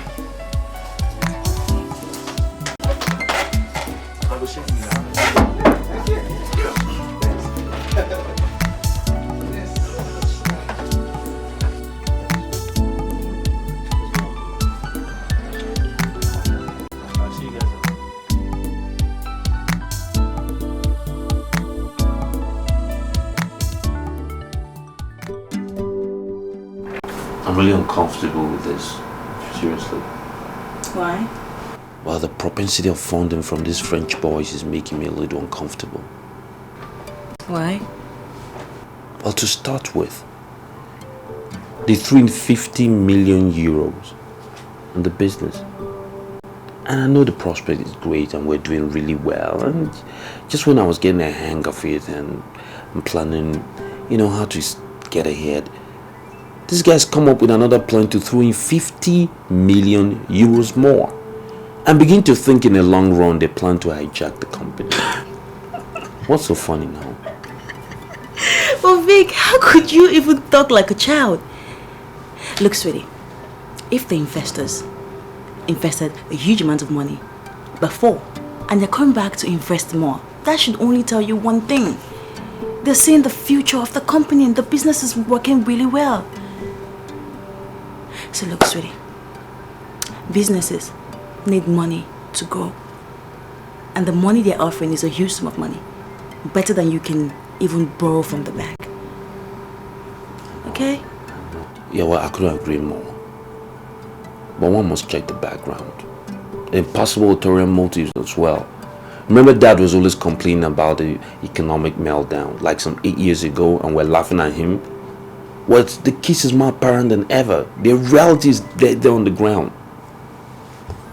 I'm not a pessimist, but I'm just saying in the event things go wrong, we need to fortify ourselves before these guys start to take over bid. Okay, first of all, darling, I think we should give ourselves some credit. I mean, really, look at what we've done with that company. We've done really well. Look, no business is going to shrink. Okay? I mean, we are experts at what we do. We love our job. And that's what we read in school. Okay, so nothing's gonna happen. I'm not totally convinced yet. Okay. Remember how we started this company? I don't need a history. I know you're very convincing. My wife wants me to go into business with investors from France. I already have my misgivings about it. I'm not comfortable.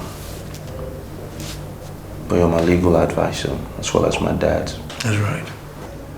What I'm asking for is advice on what will happen if I go with them. Well, Victor, without any fear of contradiction, I'll tell you to go ahead and partner with them, okay? I believe they mean well for you. And they want to rely on you to make an inroad into the oil and gas industry in this country. So go ahead, you can go ahead. I'll need to know my fate. In the event of a worst case scenario, say the terms of engagement don't go in their favor. It's not your business if they fail or succeed, but I'm sure they wouldn't fail. These people are experts in the oil and gas industry, and I'm sure you will learn a lot from them. All right.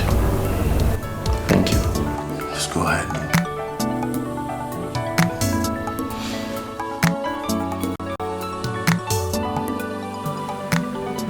Mother, can you be very brief because I'm sleepy?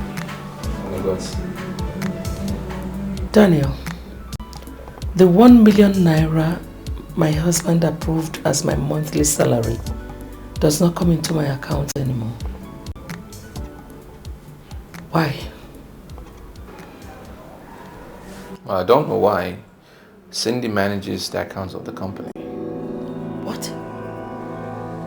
Cindy is the one that manages the company's account. Since when? And why would you do that? Well, Mother, I realize that businessmen need to be very much interested in politics. Because, you know, politicians, they can always come up with some funny policy that might just affect our company and destroy it. So I've taken keen interest in politics, and that's what I'm doing. I can't believe this. Daniel, you went into politics and left the management of the company to that imbecile you have as a wife. Daniel, why are you taking decisions without consulting me? Mom, you told me Cindy has been and is the best person for me ever. So why are you complaining now? Daniel, you better go back and start managing that company or I will take over. Mom, I am still managing the company. Cindy is only practicing company finance that she learned in school, that's all. Not with my company. Let her tell her father, Senator Dogu, to establish a company for her to practice her knowledge. I will not oblige my company. The company is not yours. It's mine. I own it. And I make the decisions. Good night.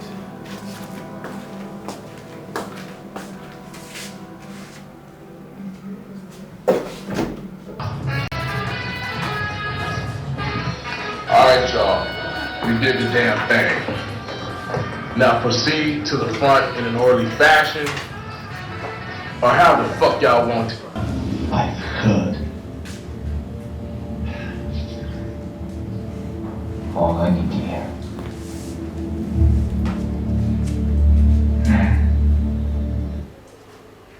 What's the meaning of that? I just left my mother and she said you have not paid her monthly allowance for months now and I wonder why. And the Bible says the laborer deserves his wages. Cindy, don't get me pissed. You haven't answered my question. I answered your question. We cannot continue to pay a whopping sum of 1 million naira to a woman who does absolutely nothing. Wait a minute.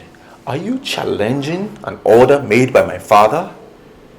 You challenge him first. Why would you get angry if I'm doing something that's right? Besides, let the dead manage the dead. You can't continue to tell the living what to do. Listen to me, Cindy. Do you know the person we are talking about is my mother? And she happens to be the widow of the man that owned everything that you are enjoying today?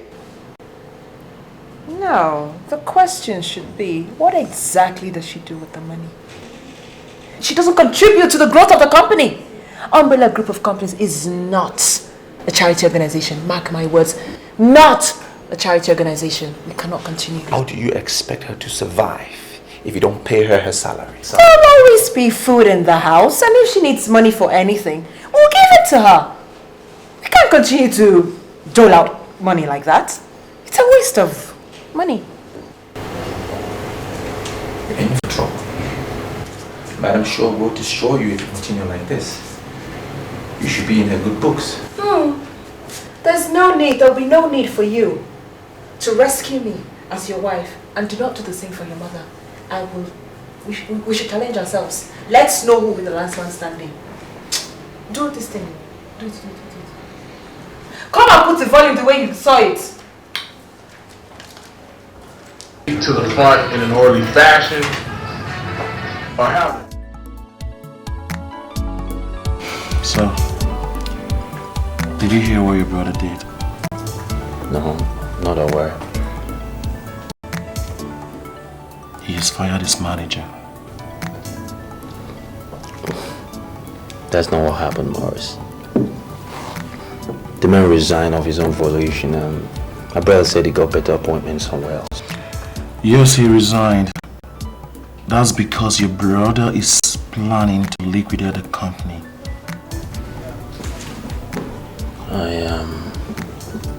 I'm not too sure I follow. He organized a party which Ngene, the son of the ex-governor, attended with the latest Mercedes. He decided to outdo the young man and he asked his manager to wire the sum of 56 million to UK for the latest Rolls Royce. The manager was trying to advise him that businessmen do not spend money like that. Instead of him to heed to his advice, he fired him.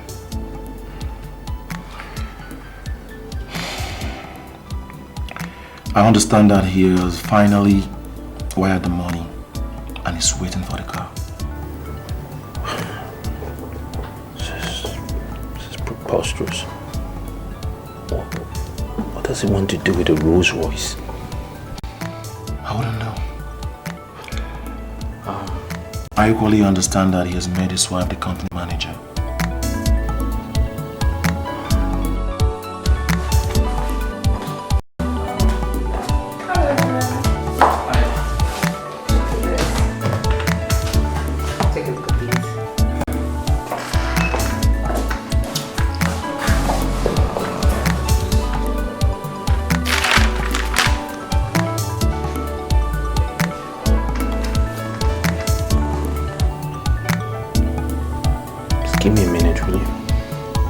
It's alright.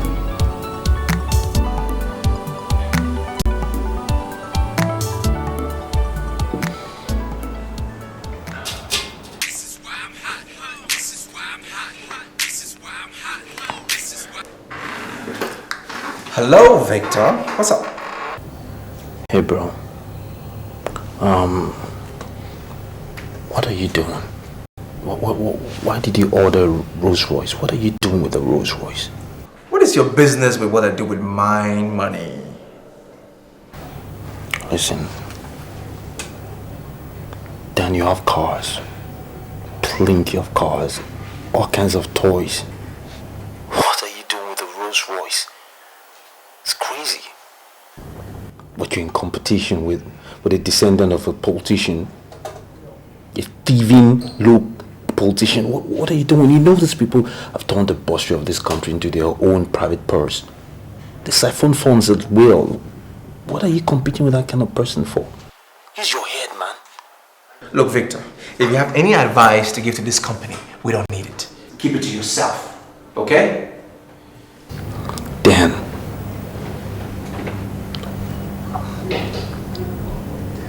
Just got the phone on me. Wow. Thank you, Maurice. What was the advice you turned down? I don't know who told him I ordered this car from the UK. You ordered a car from the UK? Yeah. You didn't see the paper I left on the bed? 2009 Rolls Royce. Sweet stuff I saw on the internet. Lovely car. You know, I just want to prove a point to Paul saying that I can't be intimidated by his 2008 Benz. I can't believe this! You bought a Rolls without telling me? Why should I tell you before I spend my money? Huh? It's my money.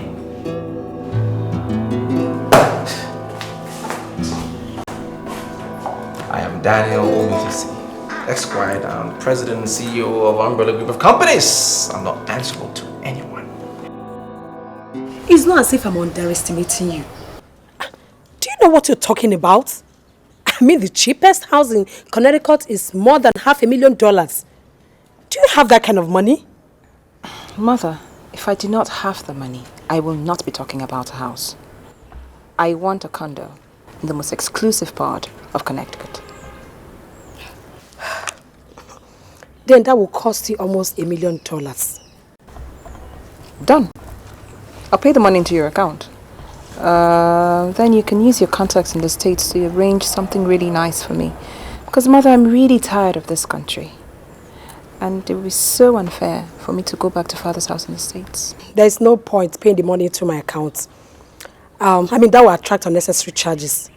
I will give you the account number of my contact in the US. You just wire the money straight to her. So should I get the account number of my contact? All right, Mother, just get it. Okay. Mom, hurry, please. I've got a meeting. I'll be with you.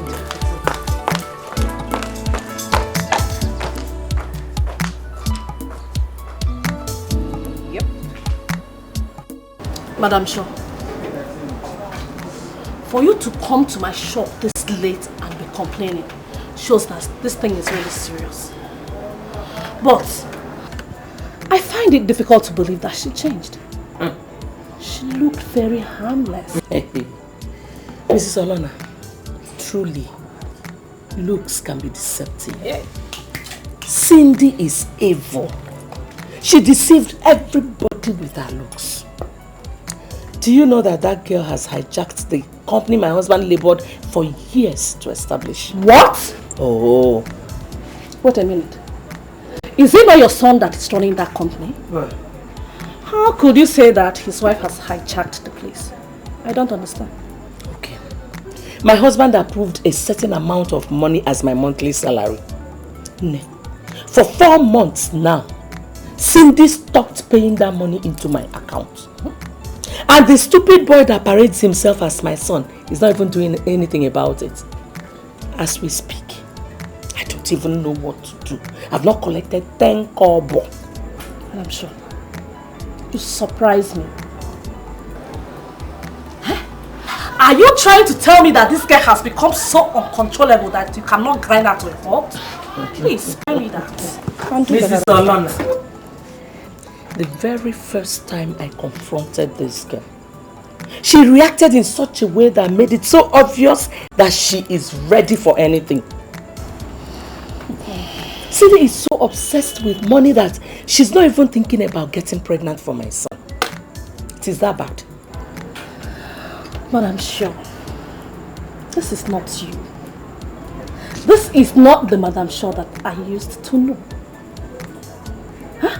If you ask me, I will say that you are the person that gave this girl the room to parade herself the way she does.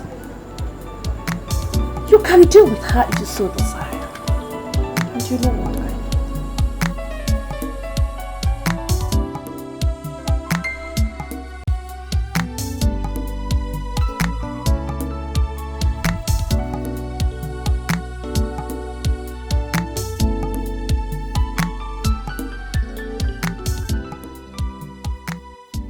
What is this? Why is that account in red? No, this is impossible. Why would you scream me down the phone? Don't you know that women deserve respect and honor? Cindy, why is the account in red?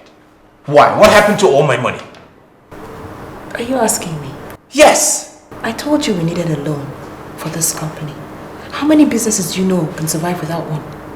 Do you know how much money I inherited from my brother when I took over this company? Look at these lines. Tell me why my account is in red. How can you tell us we need a loan?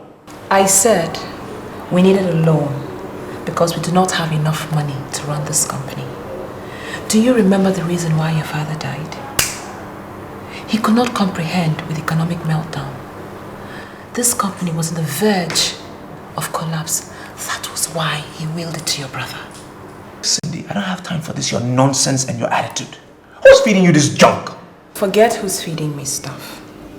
You committed a massive blunder when you started scheming for this company. Umejesi Oil and Gas is far better. That's why your father bequeathed the company to you.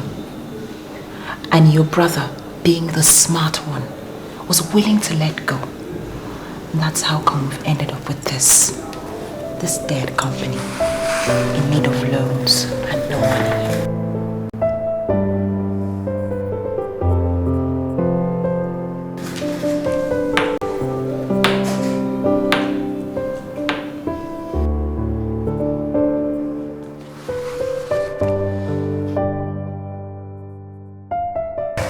Well, I'm happy that you showed up when I sent for you, even though we had that fight. You know, it's only women that refuse to reconcile after a fight. That only shows that you're a man. Anyways, you worked for my father for a long time, and I just want to find out from you. Was this company at the verge of collapse when he died? The answer is emphatic no. The company was sound. You can even verify from your brother that first came before you arrived. He came and met money, but he didn't even make one withdrawal. We are thinking the way forward before you arrived. Does it mean Cindy has been withdrawing money from the company's account? The best thing is to call her and ask her what has been going on. This company cannot sink to where it is now if someone is not moving money secretly. Yes, just ask her.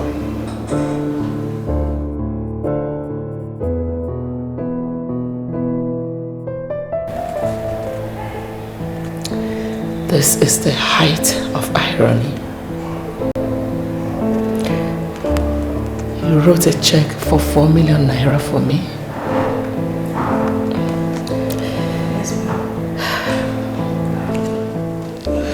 Yes, Mom.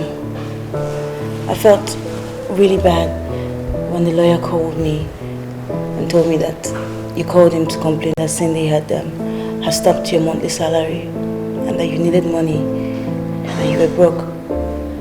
So I decided to do this. Mom, I don't know why you did not tell me. My daughter, I'm so ashamed. I've been so ashamed. so ashamed to ask you for money. Are you not the same woman I walked out of this very house when my son presented you as his fiancé? But God has his own way of doing things. He pushed you to my other son, Victor. And today, you have proven to be the one that will take my family to the next level. Thank you. Thank you, Mom. Millicent. Can I give you a hug? This life is like a race, and we are racing down, racing to the end. Oh, so be careful when you judge. Just remember you are not in control. Do you hear? Have you ever seen a rich man cry when he's falling from the great grass?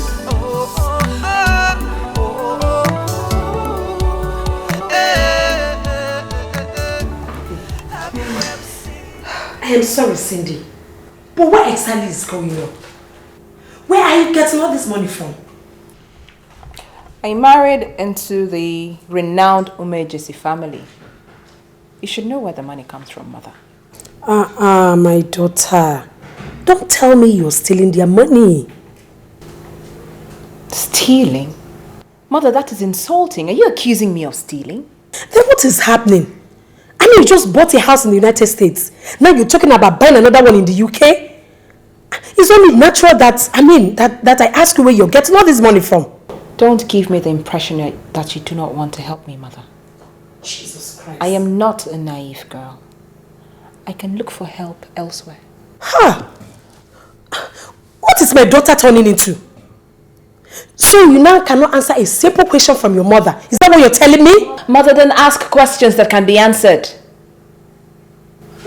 Mother, I am looking into the future, not the present.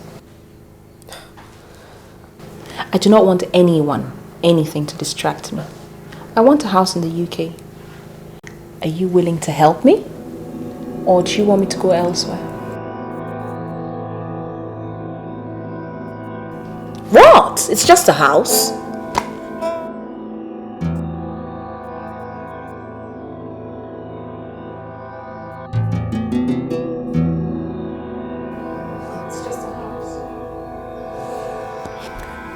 Well, Daniel, if you want me to understand what you're saying, I guess you have to speak clearly.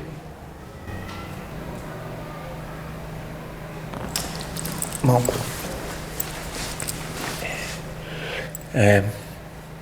what I'm saying here, I think we have just been castigating Father for nothing, because I can feel it. I feel it inside me, deep inside. He knew what he was doing. You know, he saw Umbrella Group of company at the verge of collapse before he died. And that is why he bequeathed it to Victor and not me. He knew what he was doing. Daniel, I'm lost. What do you mean? What I'm saying, Mom, I'm saying I want back what was originally given to me as per Father's will. I want Umejesi oil and gas. That is what was given to me, and I want it back. Daniel, you must be an idiot to think you can manipulate everybody. Victor and his wife are doing very well in Umejesi oil and gas. I've already given them my blessing. And there's nothing you can say here that will make me change my mind. Mother, why are you talking like that? You're always on my side. Listen, you haven't understood. You haven't understood what I'm trying to say. You haven't understood the depth. Daniel, you are not saying anything. You're saying rubbish. You must be hopeless. Why did you make your wife the chief accountant?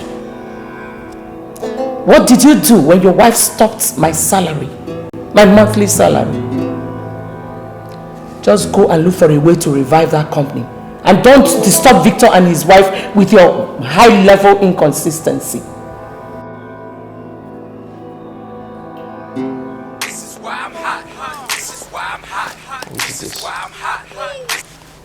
Hello, Johnson, what do you want? You know what, Dan? Many of us are beginning to see you as a man of too many words with no action. My friend, don't waste my time. What are you saying? You told us you ordered a 2009 Rolls Royce. But hey man, since then we've been waiting to see you cruise it, but it's nowhere to be found. And mind you, Ugezu, the son of the governor, now cruises in that same car. And so what? So what? Who even told you that? Well, he just left my house now. And he told me I still have the opportunity of joining the winning team. So you've joined this team, so join it. What I did, what every sensible man would do. I've joined the winning team. My friend, don't waste my time. Don't waste my time, bye-bye. Hello? Hello? Useless idiots. Always singing with no action.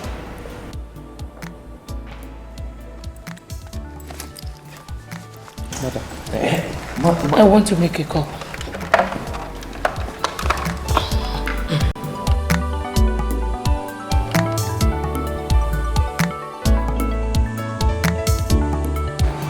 You know, baby, things are going rather well. We're going to be in the refinery business very soon. And believe me, that's where the fat of the bacon is. That's nice. You know, I've always told you that God's time is the best. You know, God makes difficult situations seem so easy that sometimes you even wonder if it's really real. Oh, this one is real. The kind of money drifting into the account makes it all real. Very real. However, there's something else I wanted us to briefly visit. And that is the issue of Barrister Bambo. Apparently he wants to wet his beak, so to speak, and I think it's only fair considering the fact that we made all the money from his contacts. He's asking for 7 million. It's fair, seriously. Yeah, I think it's a good idea, really. I mean, since you now own the company, and you can make any decision you want to make. Make the order now. Write me a check first and tomorrow morning. Someone's at the door. Come in.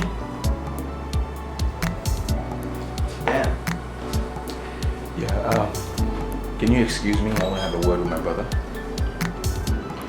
Okay. Well. See you. Dan, good thing you're here.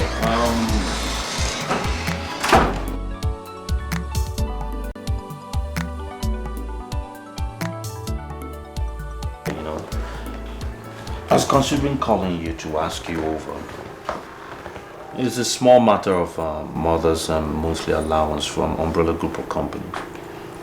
I understand you stopped it. Why? Victor, I'm not here to discuss mother's allowance. It's my back case.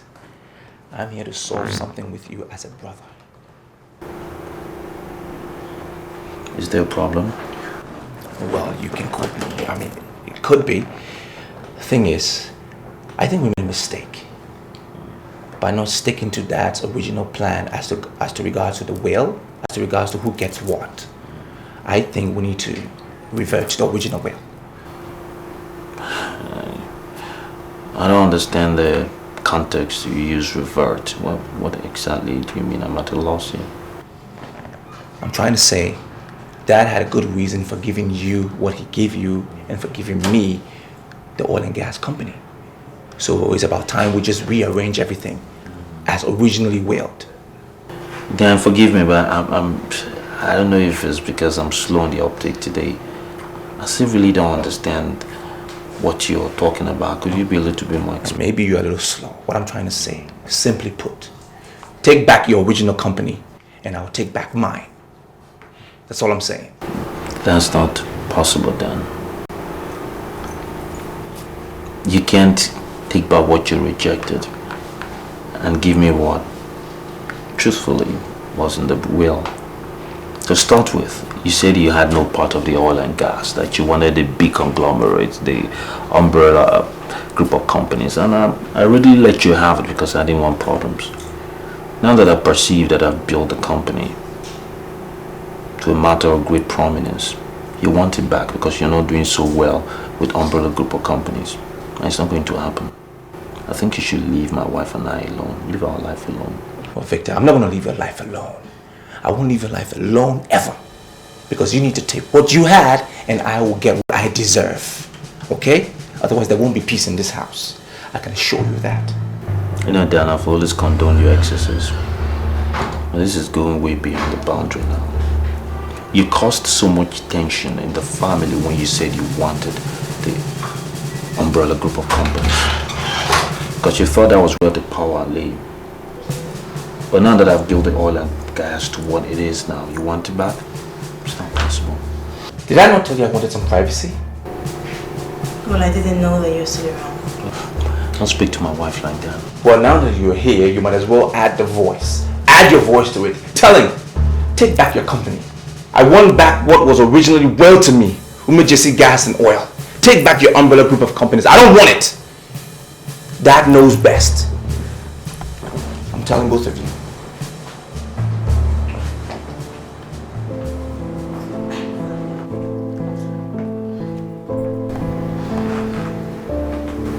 Baby, I don't know what you're thinking, but we would never go back to umbrella.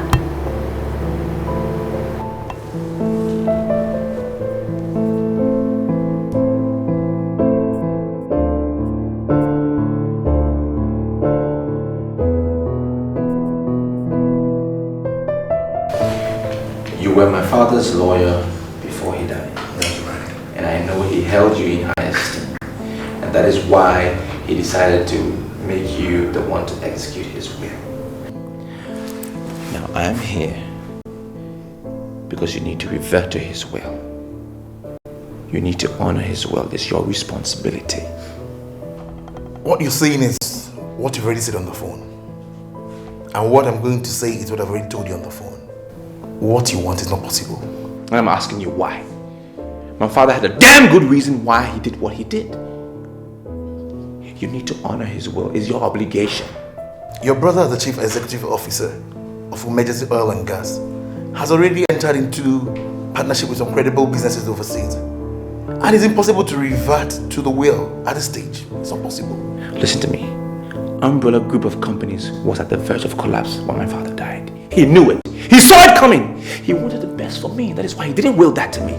Are you aware that you are talking to the same barrister Bambo that handled all the documents relating to your father's business?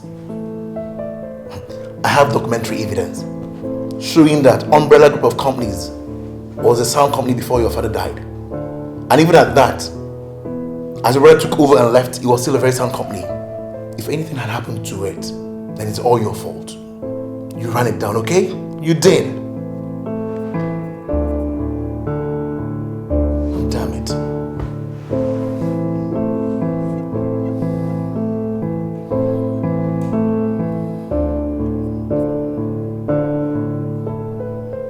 What is it? Madam, I came to tell you that yesterday I overheard Cindy tell someone over the phone that she bought a house in America. Are you sure you heard her well? Madam, I was inside the toilet. I'm sorry to say this, but I was inside the toilet very close to where she was standing while she was making the call. She was hushed. She didn't know I was right inside the toilet. Okay. Did she mention the amount she bought the house? Madam, I don't know if what I heard is what she spent, but she told the person that she was calling that it's $1 million house in an exclusive area of Connecticut. And madam, there was this way that she dragged the exclusive, and instantly I came to the exclusive conclusion that the house in question must be exclusive indeed. Madam, I came to inform you so you can take action, because I know you will always take action, ma. Thank you. Okay, thank you.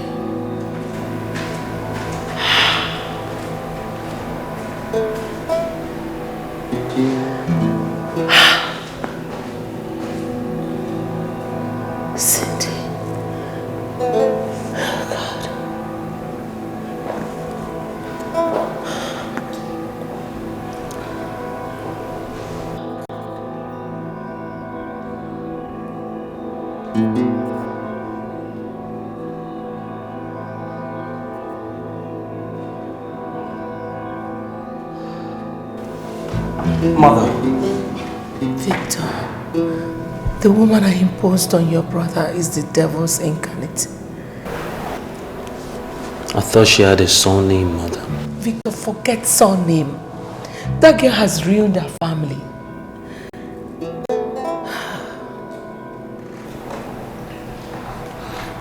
Does it have anything to do with the rubbish Dan came to tell me in my apartment yesterday? What did he say? He said he wants Umejesi oil and gas back. He wanted me to go back to Umbrella Group of Companies. I told him it was unacceptable. I'm aware of their scheme, and I'm happy you told him off. Victor, do you know that Cindy bought a house in the US?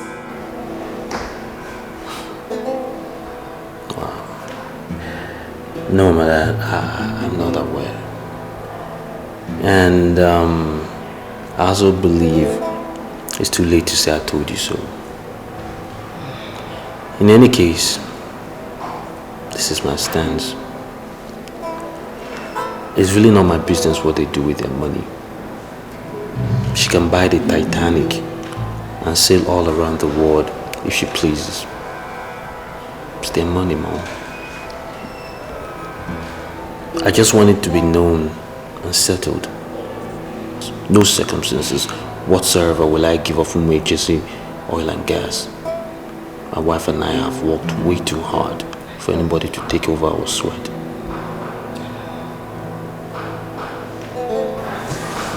I'm sorry, Mom. Melissa.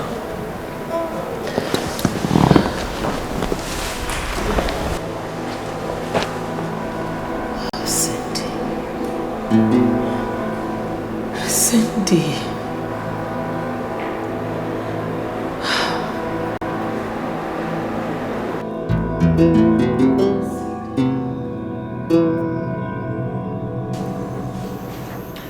Now, tell me in specifics, what is it you really want? The last time I was here, we had a disagreement. And this time around, I want to believe we will have an agreement. Yeah, hopefully. What I want to do is this. I want to revert to the original instruction as per the will. That is possible, right? Well, nothing is impossible with money.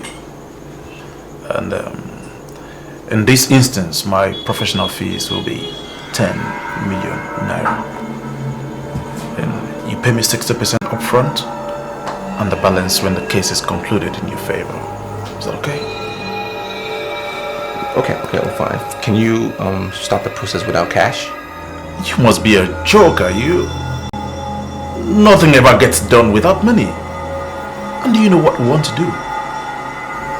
We want to challenge the violation of the will and the testament of the dead. That requires a rigorous legal process that needs money to kickstart it. And so... It's okay. I mean, fine. I will get back to you ASAP. Good. It's no problem. Good. Yeah? Okay. So, right on. Thanks. Shame and disgrace. Yes.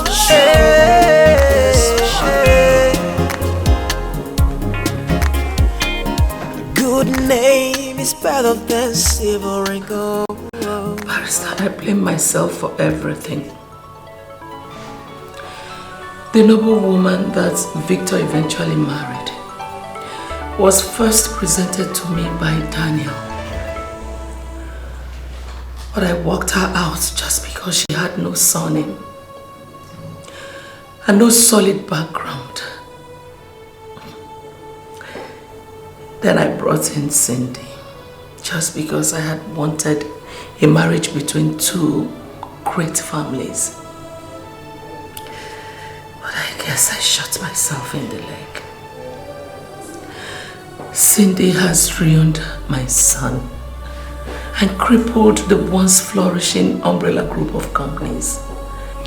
Madam, it's okay? Just do not lament any further.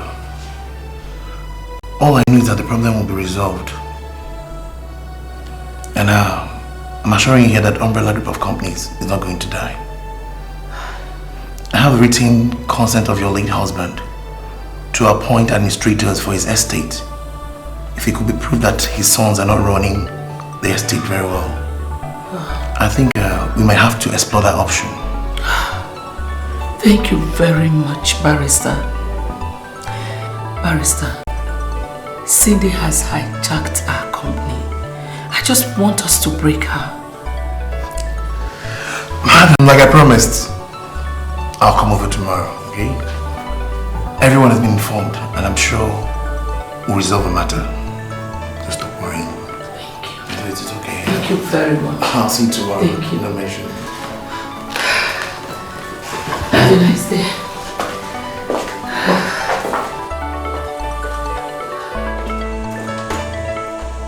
Thank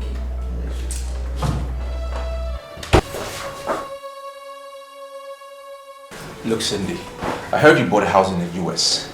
Where did you get the money? I hope you haven't forgotten the meeting with the lawyer set up for tomorrow. We have to prepare what we're going to say. What is wrong with you? What has come over you? Acting as if you don't care about the crisis happening here. There is no crisis in this family.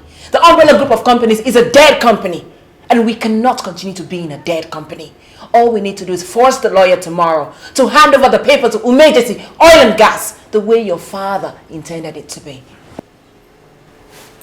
You know what? I'm going to ask you for the last time. The very last time. I heard you bought a house in the US. Where did you get that money from? Long before I met you and married you, I was a daughter, a vibrant daughter of a senator. And my father is still a millionaire. Are you saying I cannot afford a house in the States?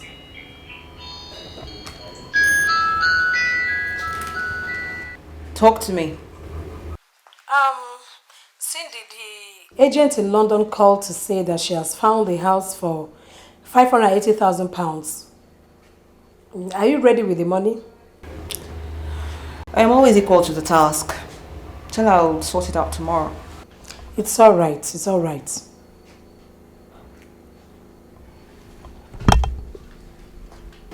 Who was that? Must you know everything I do? Damn, don't turn into a peeping Tom. You have the nerves.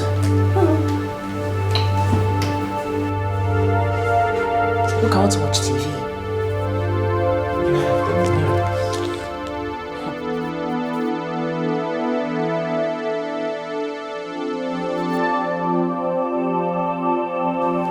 Late Chief Umejesi was a prominent man, a businessman per excellence, a devout Christian, and most importantly, a man of peace.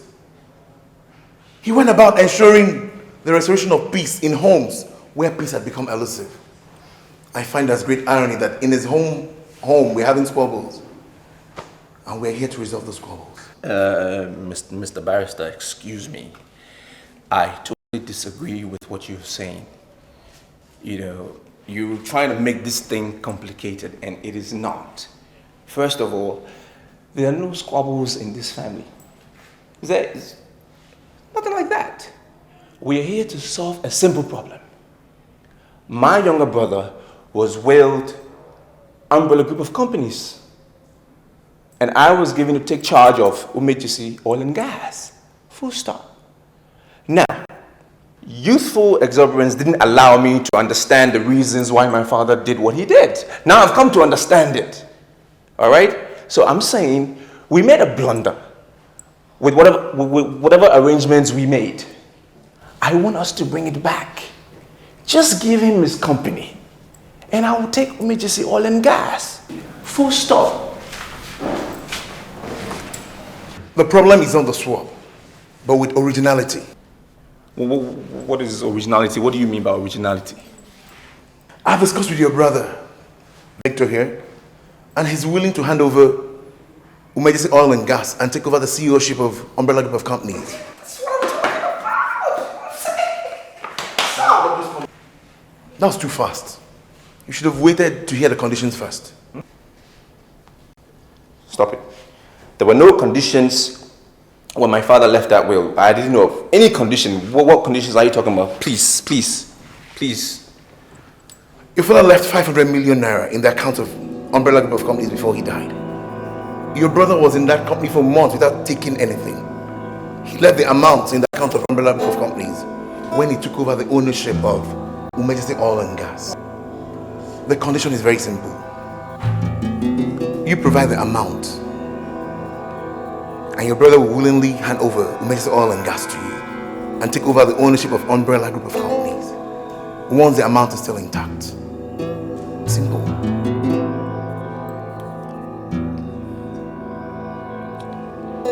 It's not true. What you're saying is not true. When we took over that company, there was no such money in there. There was nothing like that. What do you mean? I have substantial evidence that the amount was in the coffers of Umbrella Group of Companies when you took over. So you return the amount and intact, and then the family will return to status quo. Simple.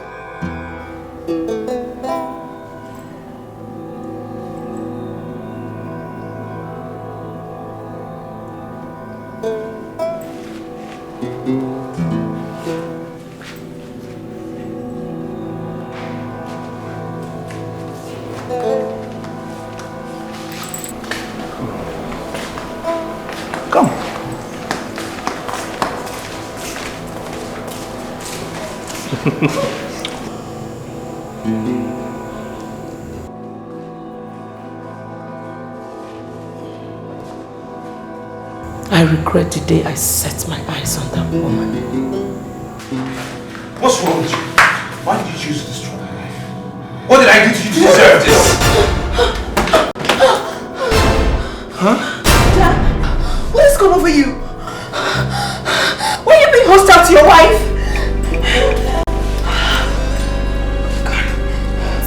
Dad, why did you have a girl pointing at me? When you get to hell, tell the devil, you ruined a young man's life, a young man that had a bright future.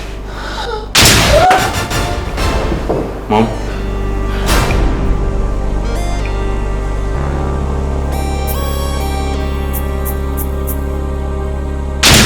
That was a gunshot. Victor!